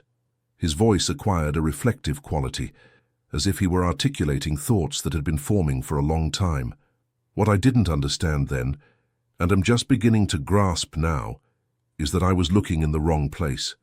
It wasn't something I could find outside myself, but an inner path. A path that paradoxically I could only find when I began to look beyond my own needs and wounds." He gently squeezed Laurel's hands before continuing. "I didn't meet you by chance that night at the wedding. I don't even believe it was because you resembled Eliza, though that initial similarity caught my attention. I met you because I was finally ready to see beyond my own pain, to recognize in another person, not a reflection of what I had lost, but a possibility of what I could become." The church bells struck 1 in the morning, reminding them how long they had been talking, but neither made a move to leave.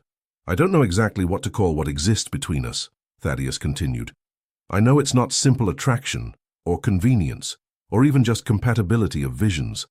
It's something more essential, as if our souls had recognized something familiar in each other." Laurel nodded, perfectly understanding what he was describing. "I also know," he added, "that I want to explore this connection day by day, as you said, without rigid expectations, but with the clear intention of building something meaningful and lasting." He stood up, extending his hand toward her in a gesture that evoked that moment at the inn, 10 months earlier, when he had asked if they were ready to start anew. "Shall we walk?" he asked simply. Laurel took his hand and stood up. Together they crossed the green under the starry sky, not as the powerful businessman and the young artisan of their first encounter, but as two people who had found their own paths and now chose, consciously and freely, to travel a stretch together. Convergence, Laurel understood as they walked in comfortable silence, wasn't an end point, but a new beginning. The true journey was just starting. A year later, the old St. Michael's Episcopal Church gleamed under the late afternoon sun. Artisanal candles in locally forged iron candle holders illuminated the path from the entrance to the altar, where arrangements of lavender and wildflowers created an atmosphere that combined solemnity and celebration. It wasn't a wedding, as many in town had speculated for months. It was something equally significant, but more in line with the path that Laurel and Thaddeus had chosen to travel, the inauguration of the Winters Montgomery Foundation for the Preservation and Renewal of Artisanal Traditions. The church, the first place where they had met, had been consciously chosen for this culminating moment of a project that had transformed not only the local economy, but the self-understanding of an entire community. The pews were occupied by an unusual mix of attendees, local artisans in their best traditional attire, government officials in formal suits, representatives of international organizations, university students, and most significantly for Laurel, Scottish, and English artisans who had traveled especially for the occasion, creating a living bridge between the cultures that had marked her professional development. Winifred and Clarence occupied the front row, radiating a pride that transcended the material success the project had brought to the family. Beside them, surprisingly, sat Eleonora, Thaddeus's mother, whose expression combined resignation and a certain reluctant amazement at what her son had managed to build so far from the circles of power she valued. The ceremony was brief but emotional. Thaddeus, in a simple but elegant suit that reflected his new identity as a bridge between worlds, formally presented the foundation that materialized the vision shared with Laurel, an organization dedicated to documenting, preserving, and revitalizing endangered craft techniques, funding the training of young apprentices, and creating international networks of collaboration between traditional communities. "What we celebrate today," he said, with a voice that reached clearly to the last corner of the church, "is not just the creation of an institution. It is the recognition that our most valuable traditions are not relics of the past, but seeds of the future. That the wisdom contained in the hands of our master artisans is a living heritage that can and must dialogue with contemporary realities." His gaze found Laurel's among the crowd, communicating without words all that this moment meant for both of them.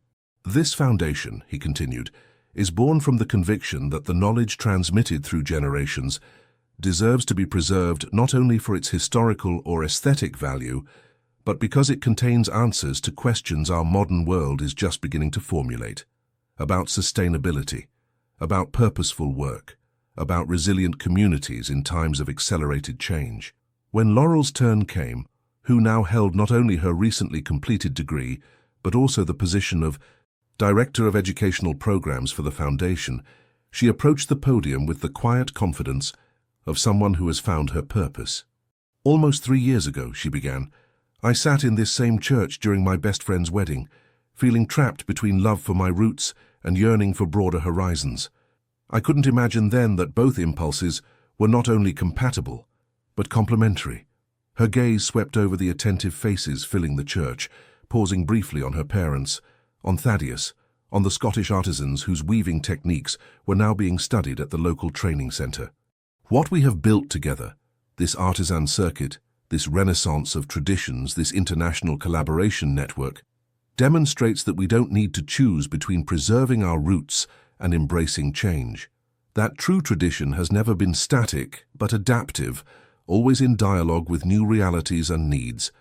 As she spoke, Laurel was fully aware of how much she had changed from that insecure young woman who cried discreetly during a wedding. The months in England and Scotland, the challenges faced upon returning, the delicate negotiation of her personal and professional relationship with Thaddeus, all of it had molded her into a woman who no longer feared either the limitations of her origin or the breadth of her ambitions. The subsequent reception, held in the central courtyard of the family workshop, now transformed into a space that combined production, education, and exhibition, was a party that fused traditional New England elements with international touches. Local music alongside Scottish rhythms, Vermont pottery that dialogued with British ceramics on elaborate tables, regional dishes that found surprising echoes in Scottish fare. As the celebration progressed, Laurel and Thaddeus found a moment to escape to the workshop's rooftop, a peaceful space from where they could observe both the party below and the panorama of the town illuminated by the crescent moon. "Satisfied?" asked Thaddeus, serving her a glass of the English wine he had brought especially for the occasion. "More than satisfied," she responded, accepting the glass with a smile. "At peace." As if all the pieces had finally found their place. They leaned on the railing, contemplating the view. From there, they could see St. Michael's Church, the town green where they had had so many decisive conversations, and beyond, the first houses of the artisanal district that now flourished with renovated workshops and small specialized shops. "Your mother seems to be adapting," Laurel commented, remembering Eleonora's expression during the ceremony. "The article in Forbes America about our model of conscious capitalism helped," Thaddeus responded, with an ironic smile. "She always needed external validation to value something, but the important thing is that she's here, trying in her way." The path hadn't been easy. The relationship between Thaddeus and his mother remained complex, marked by decades of rigid expectations and divergent values. But in the last year, small bridges had been built, brief visits, cautious conversations, a gradual recognition that the son who had abandoned the family empire had found a purpose that, though incomprehensible to her, deserved a certain respect. "Any regrets?" asked Laurel, turning to look at him directly. It was a question they asked each other periodically, part of the radical honesty they had established as the foundation of their relationship. Thaddeus considered the question seriously, as he always did. "I regret not having found this path sooner," he finally responded. "All those years pursuing objectives that never really fulfilled me. But even that was necessary, I suppose. I wouldn't be here, wouldn't be who I am now without that previous journey." Laurel nodded, understanding perfectly. Her own trajectory, though briefer, had also included necessary detours and painful lessons. "And you?" he asked. "Any regrets?" "Having doubted my own intuition so much at the beginning," she responded without hesitation. "All those times I felt there was something genuine between us, but allowed fear, distrust, or others' opinions to cloud my perception." The honesty of her response provoked a smile from Thaddeus. "I'm glad you eventually trusted those intuitions," he said, taking a step closer to her. "I'm glad you gave reasons to confirm them," Laurel responded, eliminating the remaining distance between them. The kiss they shared had the familiarity of a year of conscious relationship and the freshness of two people who continued discovering each other. It wasn't the desperate passion of forbidden lovers, nor the routine comfort of an established couple, but something more complex and satisfying, the continuous meeting of two beings who chose to renew their connection each day. When they returned to the party, the celebration was in full swing. American and Scottish artisans exchanged techniques, improvising at side tables. University students enthusiastically documented processes. Government officials animatedly discussed how to replicate this model in other regions. Winifred approached them with a gleam of maternal pride that went beyond the evident success of the event. "Your grandfather would have been so happy to see this," she told Laurel, taking her hands in her own. "He always said our hands hold the memory of generations. Now that memory has a future." The observation deeply touched Laurel, reminding her that what they had built wasn't just a successful project or a satisfying relationship, but a bridge between past and future, between generations, between worlds that seemed irreconcilable, but that with vision and perseverance could find harmony. As the night progressed, the party gradually transformed. Some guests left. Others formed more intimate circles of conversation. In a corner of the courtyard, illuminated by traditional lanterns, a mixed group of local artisans and international visitors shared stories, transcending language barriers with gestures, laughter, and the universal complicity of those who share a craft. Near midnight, when the celebration began to quiet down, Thaddeus discreetly took Laurel's hand and guided her toward a small space they had prepared in the back of the workshop, an intimate garden where lavender, the flower that had perfumed their first encounter, grew alongside local aromatic herbs and plants brought from their travels. Under a small arbor covered with flowering vines, a carved wooden bench made by local artisans offered a haven of tranquility. They sat in silence, enjoying the contrast between the distant music and the peace of the nocturnal garden. "I have something for you," Thaddeus finally said, taking from his pocket a small pottery box, evidently handmade with a design that combined traditional New England motifs with subtle Scottish influences. Laurel opened it carefully. Inside, on a bed of velvet, rested a handcrafted silver ring. It wasn't a conventional engagement ring with ostentatious stones, but a piece of art. A delicate weaving of silver threads that intertwined, forming patterns that evoked both Celtic knotwork and early American motifs. "It's not a traditional proposal," Thaddeus clarified, observing her reaction. "I know we both value our independence and that we're building something that doesn't need to follow established conventions." He took the ring and held it between them, allowing the moonlight to illuminate its intricate details. "It's a promise," he continued, "not of predefined roles or rigid expectations, but of commitment to the path we've chosen to travel together. A path that honors both our individualities and the connection we've built." Laurel contemplated the ring, moved not only by its beauty, but by the profound symbolism it embodied. Tradition and innovation intertwined, diverse cultures in harmonious dialogue, strength and delicacy coexisting. "It's perfect," she said, extending her hand for him to slide it onto her finger. "Who made it?" "A collaborative project," Thaddeus responded with a smile. "Basic design mine, executed by Mr. Jenkins, the local silversmith, with technical contributions from Hamish, the Scottish jeweller you met in the Highlands. 3 perspectives, 1 piece. The ring fit perfectly, as if it had been created specifically for her hand.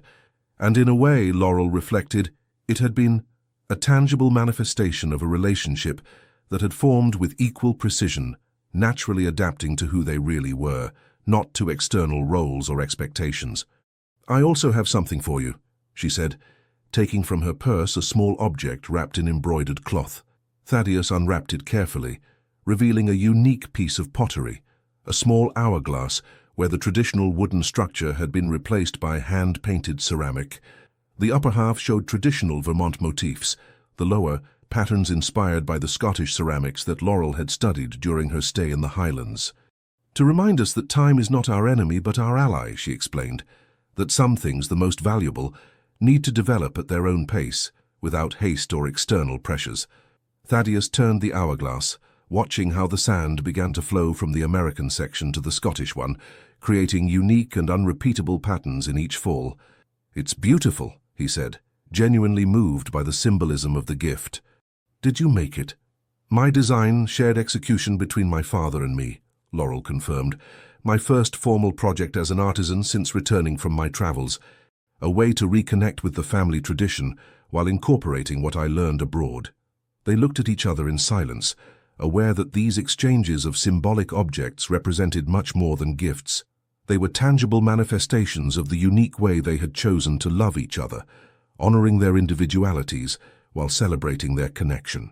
From the party now came the soft chords of a guitar, accompanying a voice that intoned a traditional song about loves that overcome distances and times. The melody floated in the night air, enveloping the small garden in its emotional cadence. "Shall we dance?" proposed Thaddeus, extending his hand in a gesture that evoked their first encounter at the wedding, but now charged with the depth of everything experienced since then. Laurel accepted his hand, and together they improvised a slow dance among fragrant lavender and dancing shadows projected by the moon. They didn't follow formal steps or worry about technique. They simply moved in harmony, as they had learned to do in every aspect of their relationship. "You know what I sometimes think," Laurel murmured, with her head resting on Thaddeus's shoulder as they slowly turned to the rhythm of the distant music. "What?" he asked, his voice a whisper near her ear. That night at the wedding, when you approached with 2 glasses of champagne, it wasn't coincidence. That somehow, among all the infinite possibilities, our paths were destined to cross precisely when both of us were ready to recognize something essential in the other. Thaddeus smiled, remembering that first moment. She, vulnerable and authentic in the midst of a celebration, he seeking without knowing it, something that would give meaning to the void he carried.